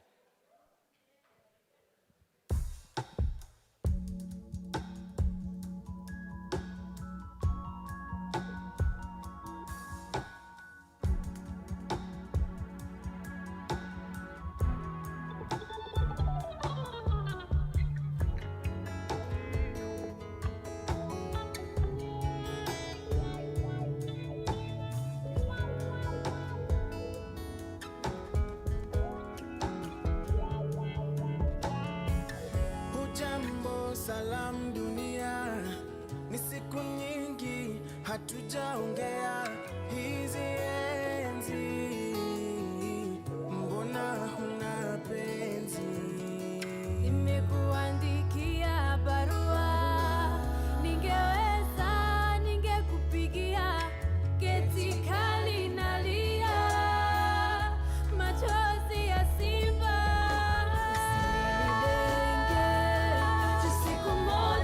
Nitakulenga pia, usinicheke, siku moja nitakucheka pia. Bobea, bobea, bobea, bobea, ngojea nitabobea pia.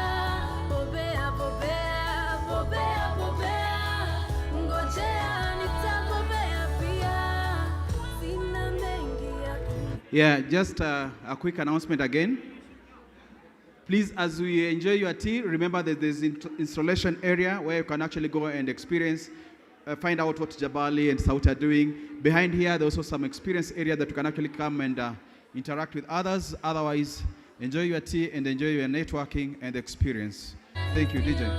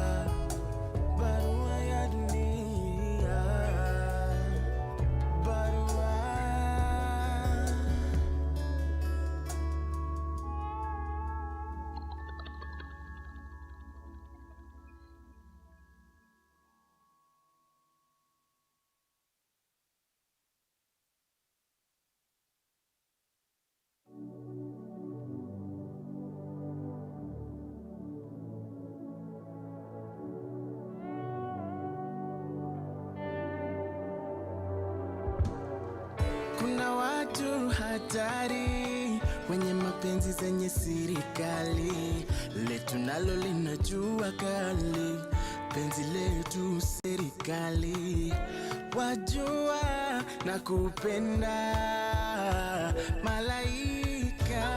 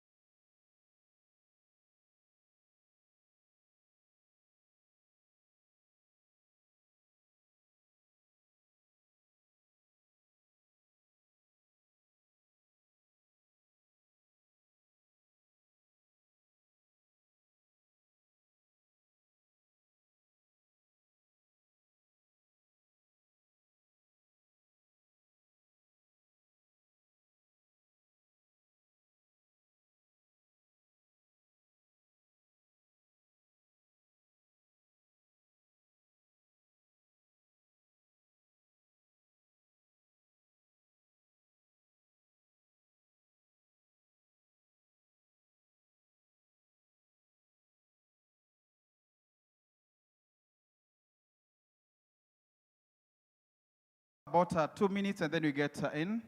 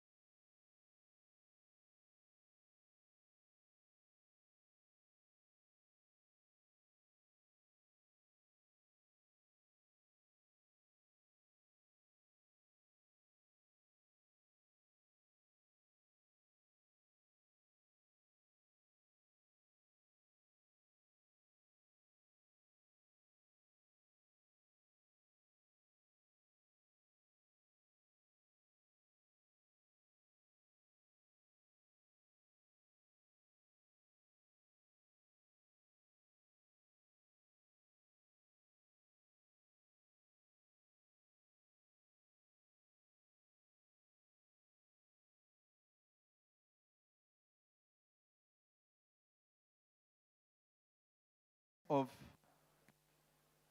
speakers. The first segment, we're going to hear stories from agents of change.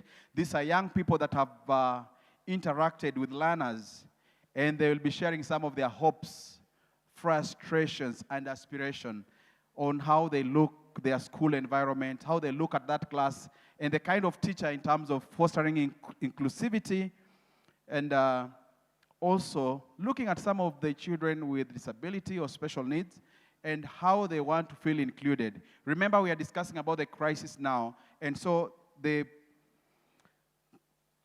team that I'll be inviting, they will be giving us and sharing their stories, and then we also have another segment where, again, looking at activating agency, we'll be listening to Rob. I want to believe this is Rob. There's Rob Barnett, there's Marie, and Alson Bellwood, who will also be sharing what the organization and the work they've been doing around activating agents.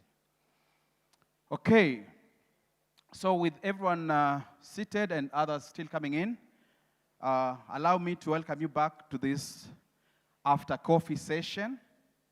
Hope you enjoyed. Again, there are people who are still gloomy. I don't know what is this that can make you happy. Can you keep on just smiling? You know? In fact, doctors tell us this. Listen to this. You have about 84 muscles, and please don't challenge me, those of you that have gone further studies. You have about 84 muscles on your face, and these muscles help to shape the kind of facial expression you have. Now, you require about 72 of those muscles to maintain a gloomy face.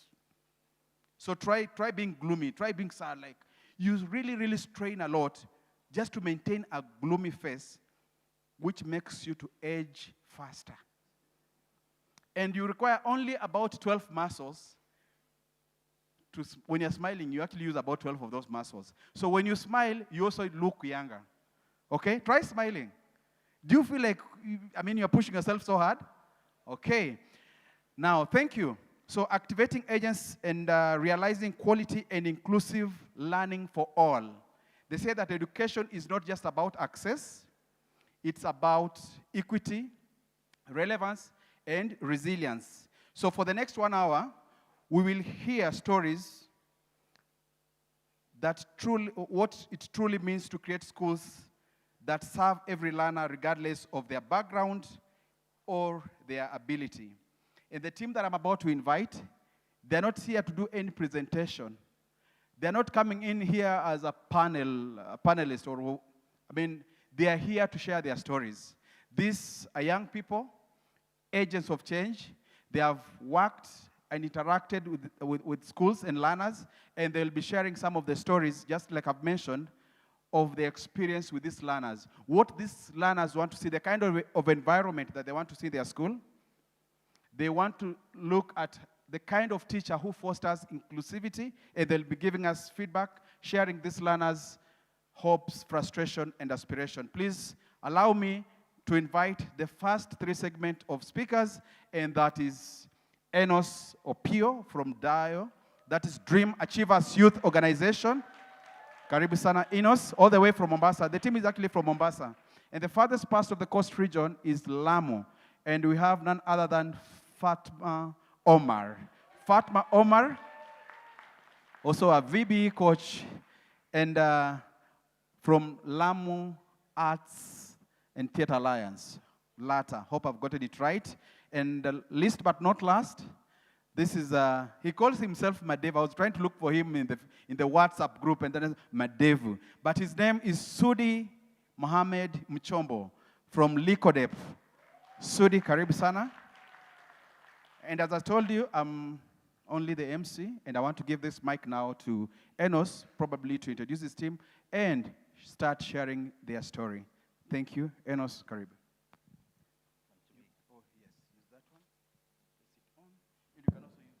Oh, thank you so very kindly, Mr. Mudibo. Hi, everyone. Snap once if you can hear me. Snap twice. You must have been very bright students. Anyway, my name is, or rather, my Hebrew name is Enos, which means the mortal man. My botanical or herbal, or if you wish, African name is Opio, he who came first. You can clap for me for being botanical. Anyway, it is such a great pleasure and honor to just come here and then share with us, all of us, some of the insights, experiences, learning from learners. Our simple role is just as mouthpieces.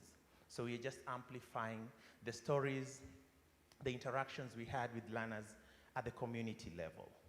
You'll hear about learners with disabilities, hear from them, some of them speaking.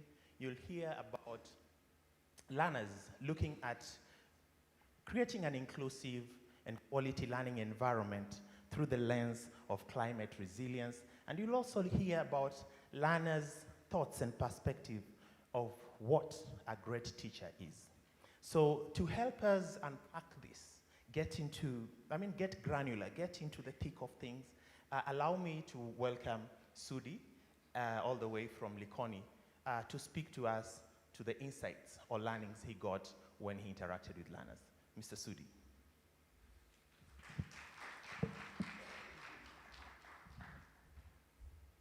Hello. Hello, everyone. Good morning. Okay. My name is Mohammed Suri from Mombasa. Clap for me. Let's start. I'm working with LegalDep, and that is Likoni Community Development Program. It is an NGO that focuses on exchange, peace and security, and young and women empowerment. I'm a green champion through the School2030. And through the support of AKF, I was able to interact, engage with learners from Janvilawageni Comprehensive School, where the learners designed their perfect school through drawings.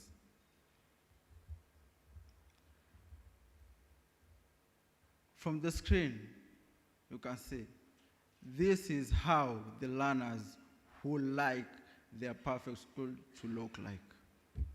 As you can see, the greenery, the trees, the beautiful compound from the perfect school. Green symbolizes the good vegetation. As you know that now we are dealing with the challenges of climate change. But these learners sat together as a team, collaborated, and came up with an idea on how to design their perfect school. First, the greenery you can see from the picture, or from the perfect school, from the learners. With the greenery, the learners will be able to learn in a good environment that will be conducive to them, whereby the learners will learn, they will interact, they will have fun from the environment you can see. This is good to them simply because as they learn, as they play from the green environment, they will be able to feel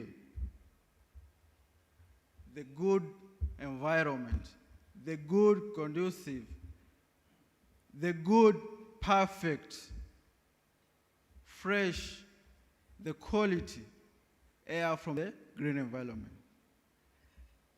Also, the learners, they will be able to feel attractive because of the green vegetation around their compound.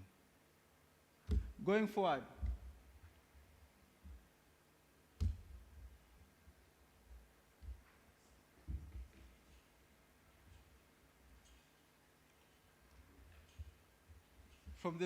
from the design perfect school, you can see learners in the volleyball pitch, learners jumping, learners swinging, learners conducting their outdoor activities under the shade.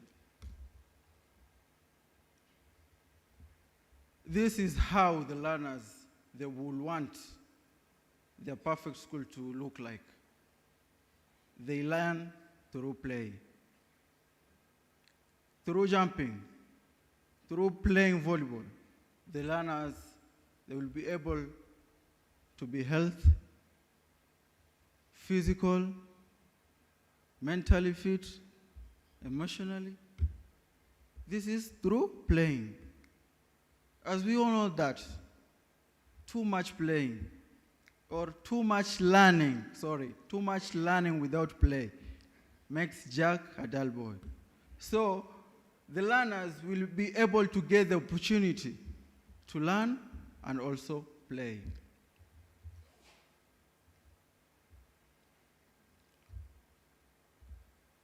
Can you look at the beautiful, perfect school the learners designed? The kitchen garden, the farms, the harvested water. This is how the learners will wish their school to look like. With the kitchen garden, the learners will get food from the kitchen garden. And this will help the school to introduce the program of the feeding program. As we know that the people from the coast region, many schools are struggling with this system. Learners are going to school with empty stomach, simply because they don't have something to eat.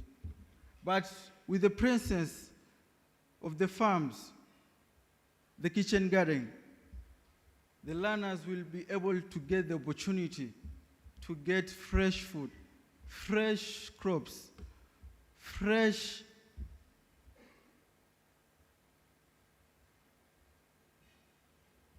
fruits. And this will increase their health. From the fresh food or fresh fruits, the learners will be able to get nutrients from the food. With the kitchen gardens, as we all know that the temperatures in Mombasa are too hot, the learners will be able to get the opportunity to conduct their outdoor activities, whereby they will be able to conduct the agricultural lesson, whereby they'll get to know tools found on the farm, which types of crops grown in the farm, and which type of soil is supposed to use in a certain crop. With this, the learners will acquire the knowledge, the skills necessary to prepare their garden back at home. All in all, you can see from the perfect design schools, there are things which are common, and there are things which we need to focus on. The kitchen garden, the playgrounds, the green vegetation. These are things which we need to consider to the learners, to the schools. Because playing is healthy, food is life, and the green vegetation is nature. Thank you. I will now call upon my colleague to continue with our story.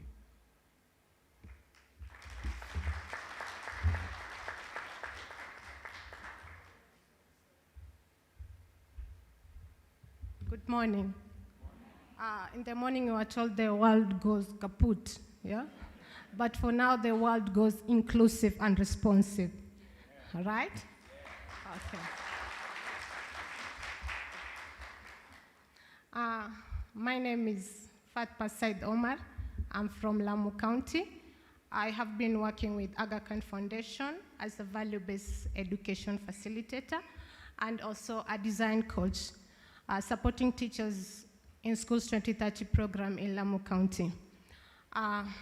Before I begin, I'd like to sincerely thank the Aga Khan Foundation for giving me this opportunity to present at the forum. Especially our national coordinator, Madam Halima Shaban, our program assistant, Mohsin Abubakar, and for Rupert and Hadida, Naima Ali, and my colleagues for the support and encouragement. I'm honored to stand here today to present to you a photo essay titled The Wall of Voice. I had an opportunity a few weeks ago to interact with learners in different grades from schools in Lamu County. The Wall of Voice, it will bring forward the real thoughts of our learners on how their teacher make them happy and feel included. Through their words, we will reflect on what inclusion really looks like from a learner's perspective, linked to value-based education, especially the values of respect, belonging, voice, and care. So, to begin with, let's begin the moment of exclusion. As you all know that when you interact with people, you get different views. So from the voices, we also had voices that were not positive. Some learners felt left out in that a PP2 pre-primary learner pointed out the teacher only gives chance to those who know how to read. What about those who don't? Why does the teacher give them chance for them to showcase their potential? Another learner pointed out that our teacher punishes who don't participate in class. Why don't the teacher just get to understand this learner? Why is he or she not participating? What does this moment tell us? As we all know, from our big ideas in value-based education, everyone has a valid desire to be seen and heard. So are these voices. They need to be understood, to be heard, and to be seen. For this, it offers us, as education stakeholders, to create a more inclusive and responsive environment for all.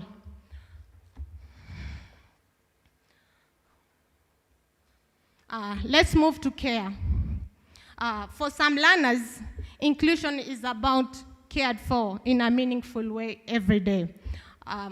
The learner points out from the quote you can see, I like my teacher, she supports me in class, and there was a day I didn't have something to eat during break time. She gave me 20 shillings to buy food when I had nothing to eat. For this moment, the learner felt very special. For the teacher, it might be something that is 20 shillings, it's nothing. For the learner, it's something that is really special. What does this tell us? These simple moments of care help learners feel seen, safe, and valued. Let's move to respect. Other learners spoke of learning values alongside reading and writing. From the quote you can see, the learners are saying that their teachers does not only teach them how to read, but also to respect elder, young, greeting people, and living in harmony with one another. Another learner pointed out that their teachers encourage them to take turns while doing group activities. This shows that the teacher built them. And when we do this, the teacher role models the values and competence that we preach in value-based education, in that we contribute to the pluralistic and ethical words. So these practices build a sense of respect, fairness, and shared belonging to the learners. Okay, let's move to encouragement and recognition. Me, myself, I needed encouragement because I have been a facilitator, but today I'm very nervous. So, okay, so, so being recognized also matters. Like the learner there point out, that he was very nervous, was supposed to perform at an event in Lamu. The governors were there, so many people. So while he was telling me this, I could feel him. And that the teacher encouraged him. So he performed very well. Another learner said that she felt special when the teacher appreciated her, gifted her when she performed well in her exams. What does this tell us? Being recognized also matters. We help these learners to feel that they really matter to us. Let's move to, last but not least, the trust. Amid the challenges, our learners have deep trust in their teachers. In that, one learner pointed out that I trust my teacher with my problem. She is like my second parent. You can see how the learners really trust their teacher. What does these voices tell us? That our learners want to belong, to be respected, and to be loved. To finish my presentation, I will tell you, inclusion is not a checklist. You cannot be having a pen and a paper, just this. No. Inclusion is a feeling we create through empathy, fairness, and action. So together, I believe we can create a classroom where every voice matters, every learner belongs, and every future is nurtured. Thank you so much. I call upon my colleague to continue. Thank you. Let's appreciate Fatma. Thank you so very much, Fatma. Oh, wow. And this story takes a small turn, you know, and then it wants to reflect more on the learners with disabilities. I mean, Mudibo introduced me, and I work for an organization called Dream Achievers Youth Organization based in Mombasa. One of the organizations that has been a key beneficiary of Aga Khan Foundation's graces. So we've had implementation of programs from the way back 2017 to date. We've implemented. We currently are closing on one project on EJEX, for those who know EJEX, Advancing Gender Equality Through Civil Society. We've been working around Tuku as well, and Schools 2030. Now in Schools 2030, I had an opportunity to interact with learners with disabilities across the domains, be it neurodivergent disabilities, be it physical disabilities, talk about visual impairment, talk about deaf or hard of hearing, and they shared their voices and insights of what an inclusive and quality learning environment is to them. So I'd want for us to just listen to them for about a few minutes, and then we can bring this to a closure. Do they play that? Oh, they'll play it. Oh, awesome.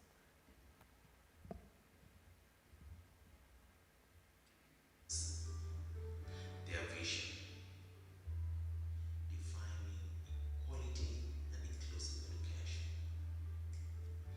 In Kenya today, thousands of children with disability remain in the margins of education system, kept out not by lack of potential, but by barriers we've yet to dismantle. Classrooms with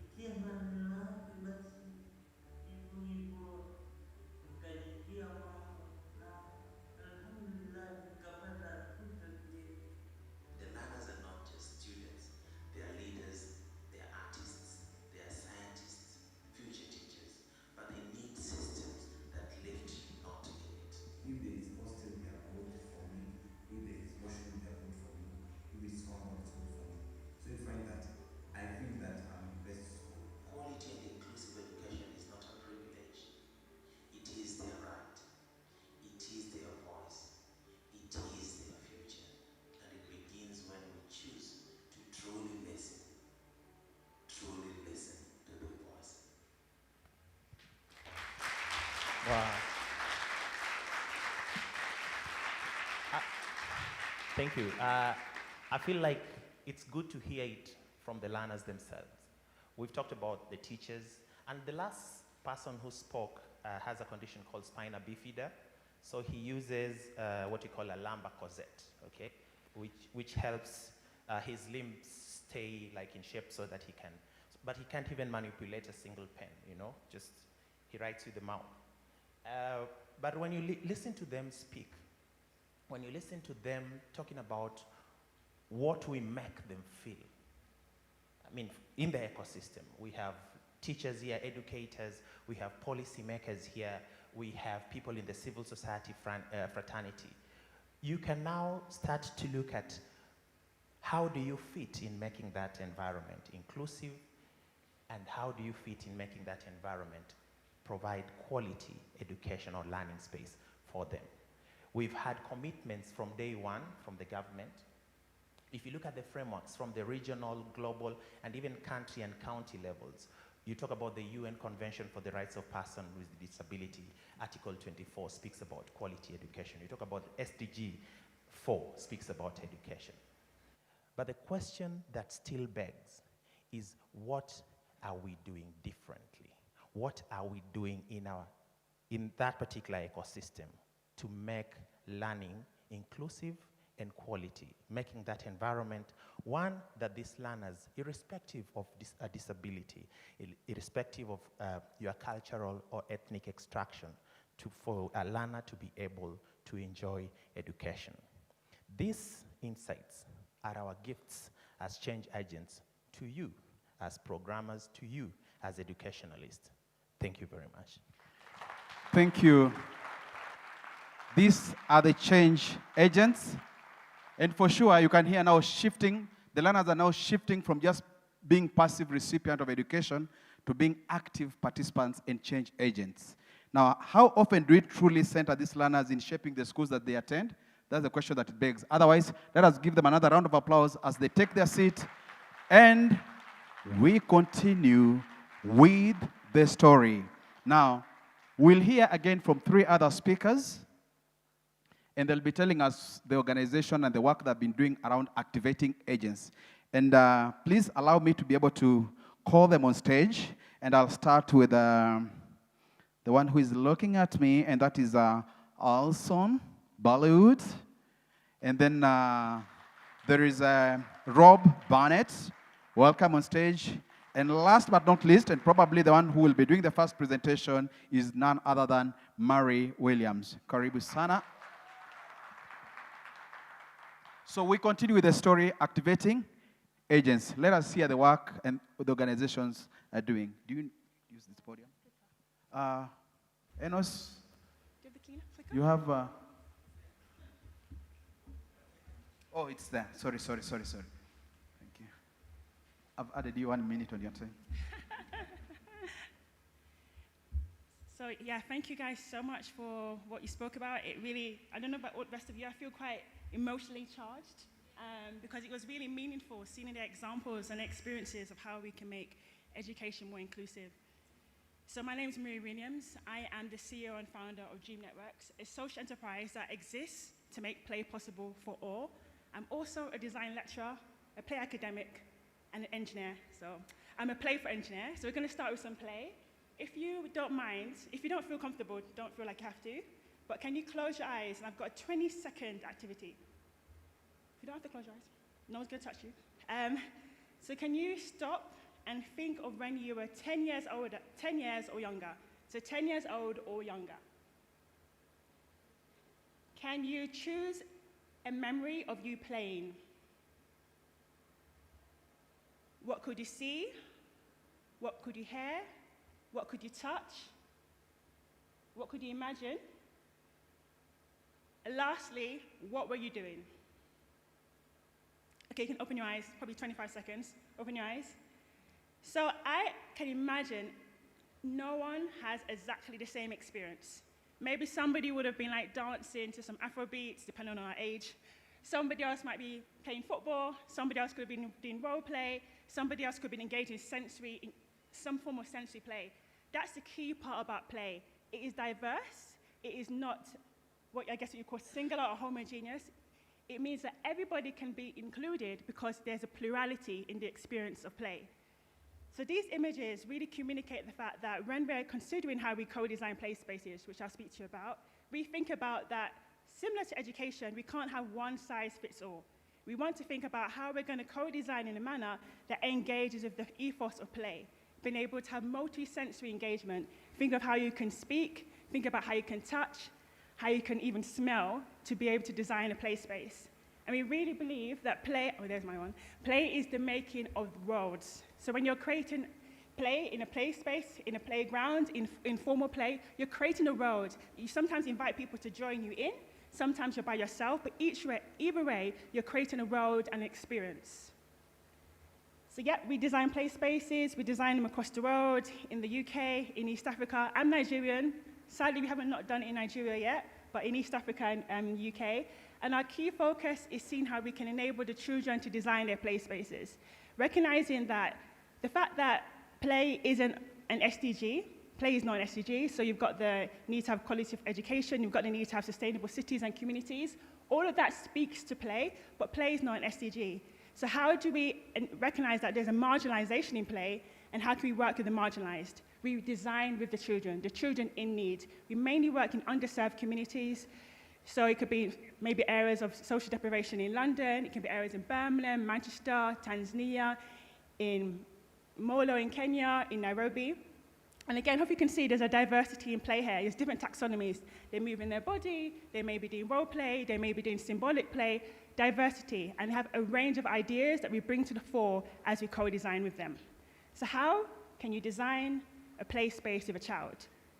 In your examples of thinking of when you're playing, were you thinking about when I was playing with my dolly, I was going to learn a new language? Probably not. Or when I was doing role play, I was thinking of how I'm going to learn these different colors and how it's going to help me be educated. We really focus on a child's intrinsic motivation to engage with play and engage with design. And I told you I'm a designer, so I'm just going to give you a bit of information here. So this is a play space. We often look to think, how can we create play in vacant lots or vacant parts of schools? This is a vacant part of a school in Wharf in South London. Anyone from South London? No, only me. But we are, well done. Yeah, we're up in South London. Not ridiculously, but highly ethnically diverse, high levels of social deprivation, significant spatial injustice, gentrification, et cetera, They were given some money from a property developer that had taken some of their land. And the school had finances, and they wanted to create a play space. So they started with us. We used design thinking methodology, so we started to empathize. We observed the children played. We understood what were their play needs through focus groups, with surveys, by speaking to their teachers. And then we were able to see not just the challenges or the problems, but what were their desires. We often think in design, we have to think of, like, what is a problem we're solving? We could think about the desires we want to bring to the fore into the future. And that's more, I guess, more palatable for a child and me. So you're going to see some children here. And the key thing about the way we design is we use different models. So it might be that they're drawing with pencil. We work with a lot of autistic children. We use tactile materials, Play-Doh. We use storytelling. We've even tried using dance. We use computer-aided design. We use diverse ways of them to be able to harness their creativity. A key part of being able to design through play, I have the 4 C's. So you've heard about the 5 R's. So here's the 4 C's. It's collaboration. When you're designing through play, you're doing the teamwork like you see in the playground. You're being creative. You're having diverse lateral ideas. You're having critical thinking. Like, you're seeing a problem and you're trying to challenge your mindset in terms of how can this fit in the space? What material will I use? And lastly, you're communicating. It's really important for us that the children are able to communicate the ideas, share them, build on them, learn with them. And then, yeah, we build them. So our key part is having, I guess, a circular design model. We're trying to think how we can use local materials, local resources, so that when this play space is built in this underserved community, how can they themselves maintain it? So we're not coming in saying we fixed it, we want to create, we got a massive amount of money, we've got like 100,000, now we're leaving, it's broken, you can't do anything about it. We're making sure we're using local materials. This is a quote from a child in one of our schools. So she says, at first you think it's impossible, and then when you do the project, it's possible. So we partner with schools and communities to co-design, and often when the children start, they're like, we're going to design our play space, how? We don't know how to design. And like you can see, they think it's impossible, but as they've gone through the steps of learning about materiality, learning about space, learning about scale, all these key things that you learn as part of a STEAM program, so science, technology, engineering, arts, and mathematics, they recognize that they can make the impossible possible and design their own space. That is true agency. When you're able to implement a design and it changes the space around you, it changes the program, or it changes the surface you're receiving. Ooh. So this is maybe one that you find more relevant to teachers. So we've created a model. This is more part of, I did some work in decolonizing and democratizing play in urban refugee settings. And within that work, as research, it was trying to understand what is the role of somebody facilitating a child to be able to design. That could be a teacher or not. So let's start at the, I'll stop moving over here so I can see it myself. Let's stay here. Let's start at the informant. So an informant might be a teacher who's able to say, actually, I recognize at ECD level, the key needs for the child is that actually there's a lot of physical play, a lot of the boys are dominating the play space. How can I have different forms of play that enable a child to, maybe a girl to engage? So they're able to observe and inform the designer. So their main role is informing, right? And that could be they're going down to the level of the child. As you can see in that image, they're learning from the child and they're speaking to us. Next one is the nurturer. This is my favorite. It's how do you nurture a child's creativity and their ideas? How do you bring the ideas to the fore? How do you recognize, actually, we've got this drawing method, but this child doesn't enjoy drawing. How can we use storytelling to be able to design? How can we engage with their memories? They can do that through doing modeling. They can do that through using computer-aided design. We've created something called kinesthetic play design, and it means that you actually design with your body. I can talk to somebody else about it later. But it's enabling a child to be able to go into space, use their body to imagine design, and we use that to influence what's going to be created. Advocate, I guess, is my role, is that I really recognize that play isn't a priority for many people. So how do you advocate at a structural level, at a community level, at individual level of teachers to say play needs to be at the fore? Thank you. Perfect. I never had one. And then the last one is implementator. So we've been able to have their designs, their ideas. This can be in play or in other areas. I guess child-centered design through play doesn't necessarily need to create a playground. How do you implement it? And I see this as like the highest level, the highest calling. Being able to use your resources, your alliances to implement the children's designs. And the next video I'm going to show you is the final video. And it's showing how we're working with, hold on, that special word, artificial intelligence, to enable a child to be able to use stories or their drawings to create designs that can impact planning policy. And we're doing this in Madagascar and in Kisumu. And this is less about play, it's looking at climate change adaptation. So this is I guess, the first model.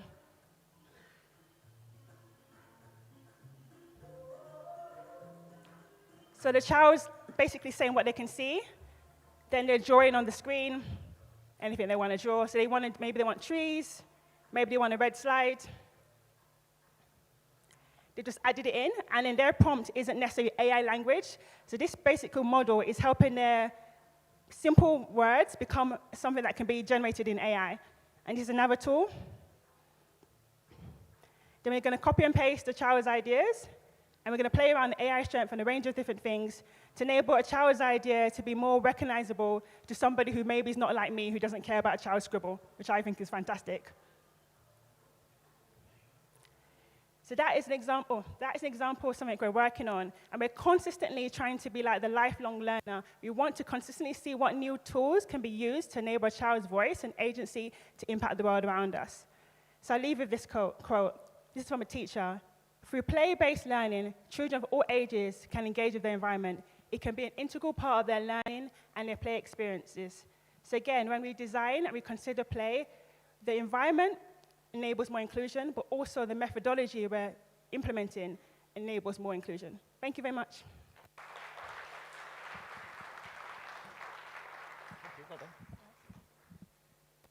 Hello.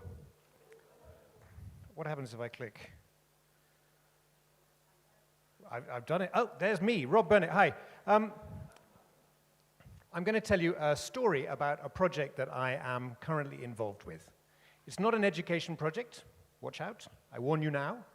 But maybe there's something in here maybe there's something in here that could be interesting to you.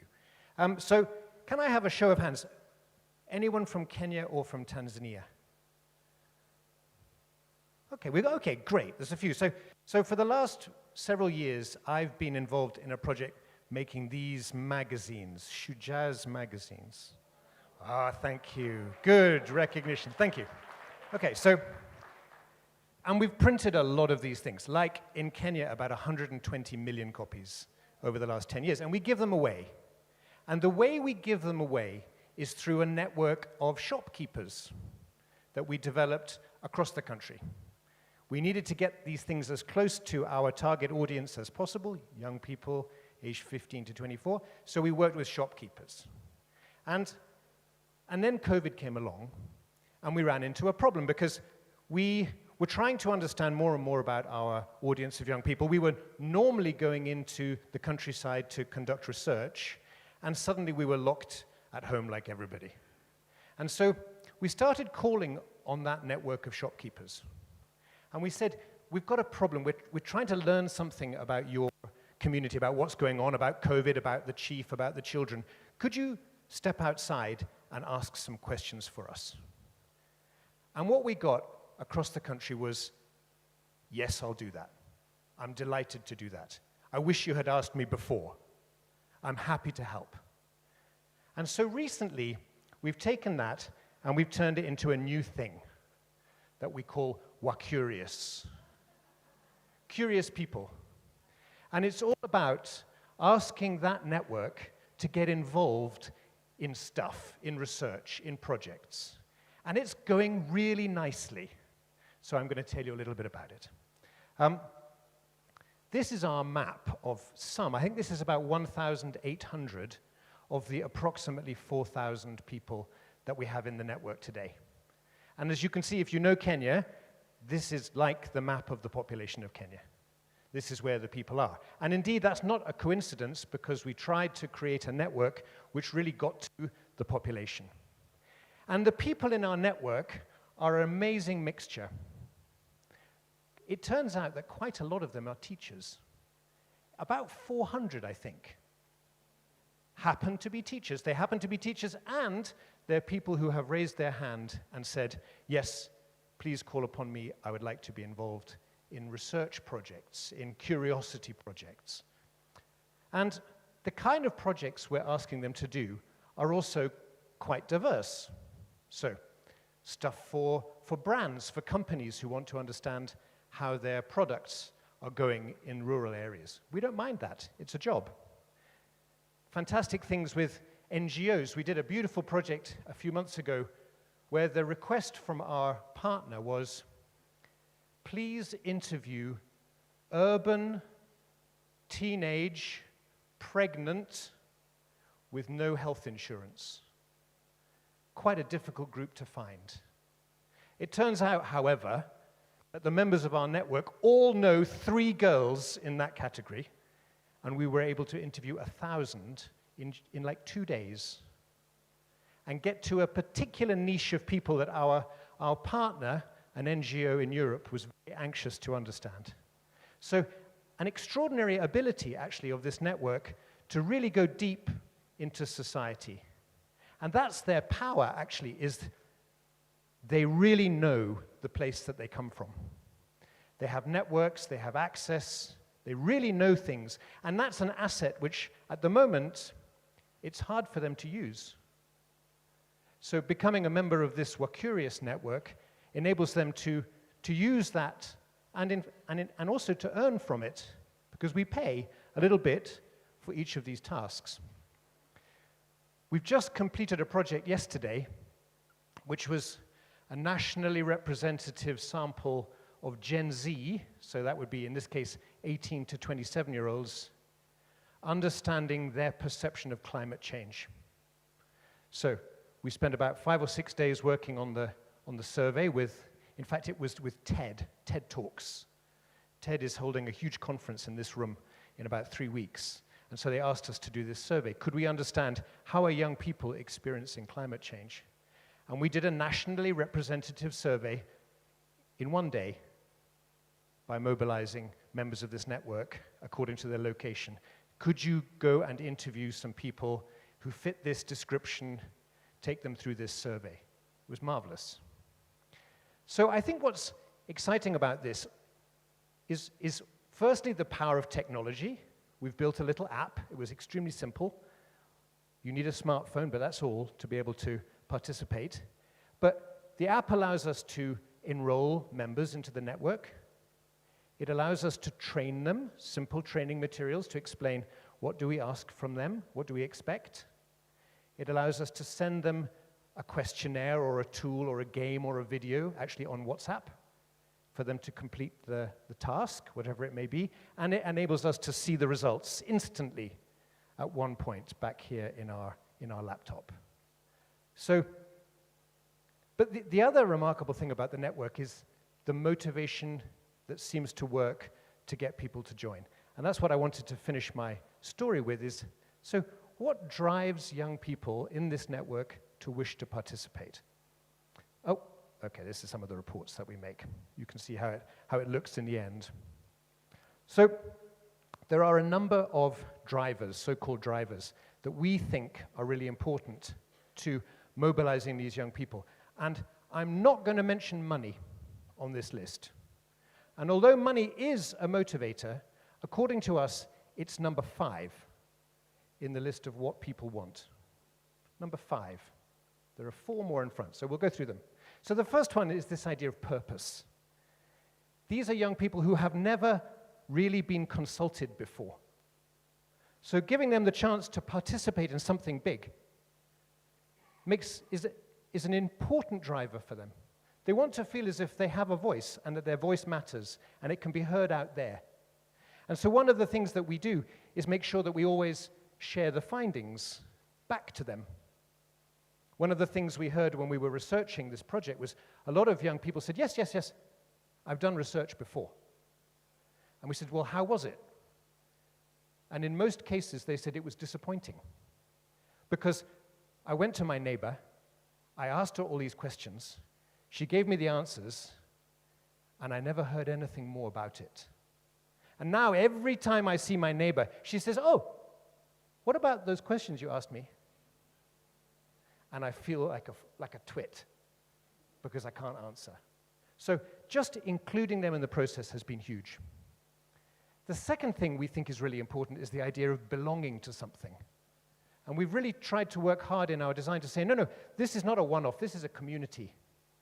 And actually, if you join the community, you can see the other members. You can see who they are. You're not a lone ranger out there at the end of a telephone line, but you're part of a community of other people. The next one is recognition. We want to make sure that the people feel as if they are part of something and that their name matters. And in fact, one of the things that we've done is we ensure that we list all the people who helped us to do the research in the reports that we publish. So we credit them. And that has been an enormous cause for appreciation from the network themselves. They wrote, so many have written to say, I saw my name on that report that went to the United Nations. I've never had such a thing happen to me before. It was so easy for us to do it. It was so valuable to the members of the community. The next one is learning.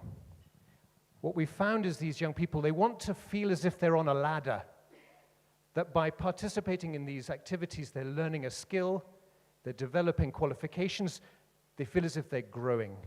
I might be here in this rural place, I might be here in this village, but I feel as if I'm part of a community and I'm climbing a ladder and I'm making progress in my life. And we reward that too with certificates. So as people complete tasks, we issue them with a certificate. If they take a small course on our platform, we acknowledge that too. And I think the last one here is about agency. And I think that's what we were talking about today in this session, is giving people a chance to feel as if they have some power. They're participating in conversations and decisions which affect them, which affect their community. They have been consulted, and they have some influence. And this mixture of values is driving the success of this little thing, this thing we're curious. This feeling that we've been able to give a chance for thousands of people to participate. people who are raising their hand and saying, call upon me. I have this energy. I want to do more. I want to be involved. And they're just ordinary young Kenyans. Many of them are teachers. We know this kind of young person. We're excited about the potential of this little opportunity we've given. And I share with you these insights in the hope that they might also spark some ideas of what's possible in your work. Thank you very much.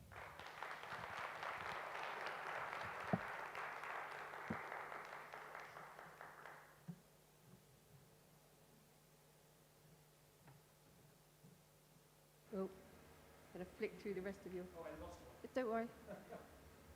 Here we go. Thanks, everybody. I'm going to bring it back now to education and talk about activating agency at a systems level. And I'm going to introduce you to a project that's been happening in the UAE. So it's a very different context, obviously, but I think there's some lessons that we can learn from it. My name is Alison Bellwood. I am the Executive Director of Education at Project Everyone and the world's largest lesson. We focus on education for sustainable development and climate change. We support that in many different parts of the world and advocate for it. And we have a particular focus on student agency in order to drive change at a local level, student action. The project I'm going to talk about is called the Big Green Legacy. And its ambition was to invite students in the UAE to participate in the evolution of climate and environmental education at a national level. Many countries have made big commitments to integrating climate education in their systems, and we feel that some of the momentum behind that is being lost. So this project was a pilot in order to try and find a way to really kind of maintain momentum for this change to be made at a systems level. The project was called the Big Green Legacy because we wanted the students who were involved to feel that their participation in this program could leave a legacy to those coming behind them in improving the climate education that they can have now and going forward. And in essence, it was quite simple. We conducted a really huge survey, but we conducted it in consultation with many stakeholders in the country, including students, and we delivered it in a playful and engaging way. And you can see what it looks like here. There were 15 questions that we developed in consultation with students, as I've said, and it was designed to be playful and interactive, but also visually to help connect students to their local environment. This wasn't a survey that was being done on a Survey Monkey or something like that. This was created in a really bespoke way for students. It took them on a journey through their country and integrated lots of the sort of visual motifs of their nation. And it was playful and interactive to take part in. We distributed it through schools and universities in October last year, and it wasn't a normal piece of research where we had a sample size we were trying to hit. We wanted to go as broad and as wide as possible to include as many voices, many that don't get to participate in this way. And in October 2024, I'll just change the slide, 97,000 students took part. 72,000 completed the survey. That's a 74% completion rate. So for any people who do a lot of research, you'll know that this is a really high completion rate, and I think it's a testament to the platform that it was delivered on. At the same time, we supported the survey going into schools with some really light learning resources to help students understand the potential power of their voice and to really encourage them to be as honest and open as possible. Because one of the things that sometimes happens in research with particularly young people is they tell you the answer that they think you want to hear.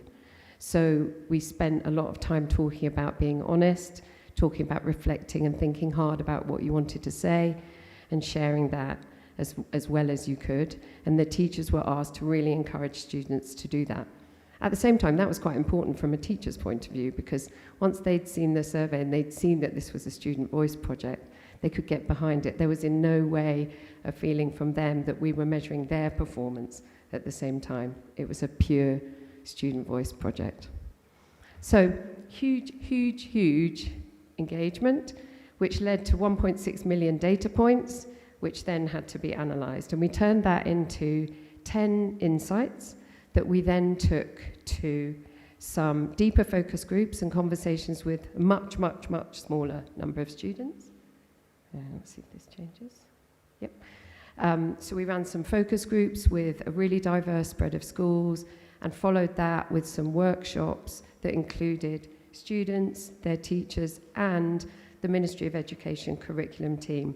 So for these sort of few small hours, we really did close the gap between students, schools, and the system.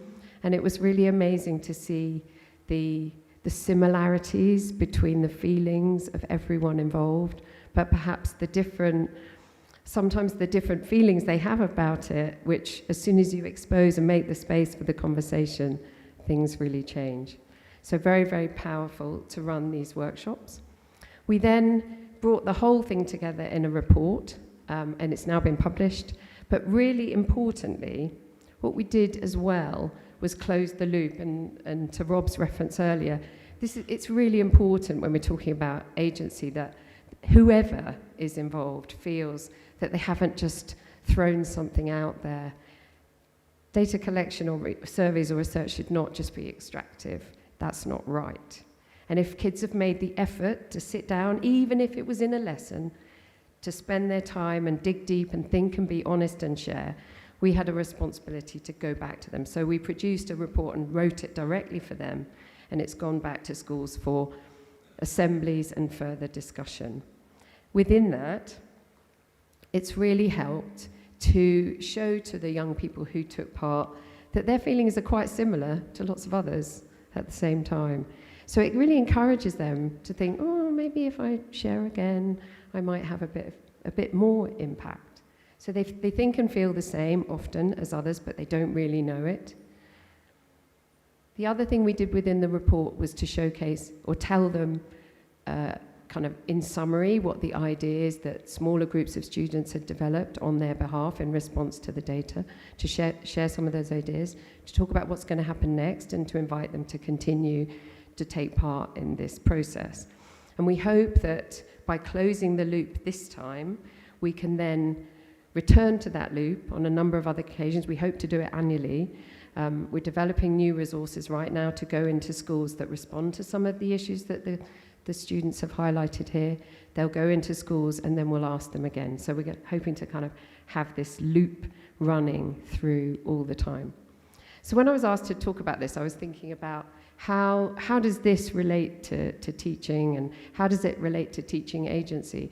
And it was a really interesting process to go through, because I think that just for the teachers seeing the engagement of the students in this process, it helped to give them a moment just to reflect on this learning for themselves. How do they feel about the teaching of climate change? That more conversation in their classroom with their students, and sort of break down some of the barriers that maybe exist between them in some occasions, and build that relationship that we heard about much earlier this morning.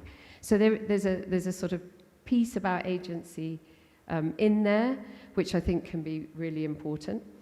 But in my wildest dreams, what we would do next is we would do the same kind that they are able to deliver, where they think the gaps are, where they think the emotional support might be needed more, and then to invite them to be partners in the process of solving those problems, with us right back to the ambition right here. So that's it from me. I don't know what I'm meant to do next.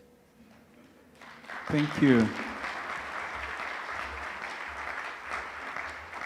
Thank you. I want us to give them a very, very nice clap so that they feel like champions.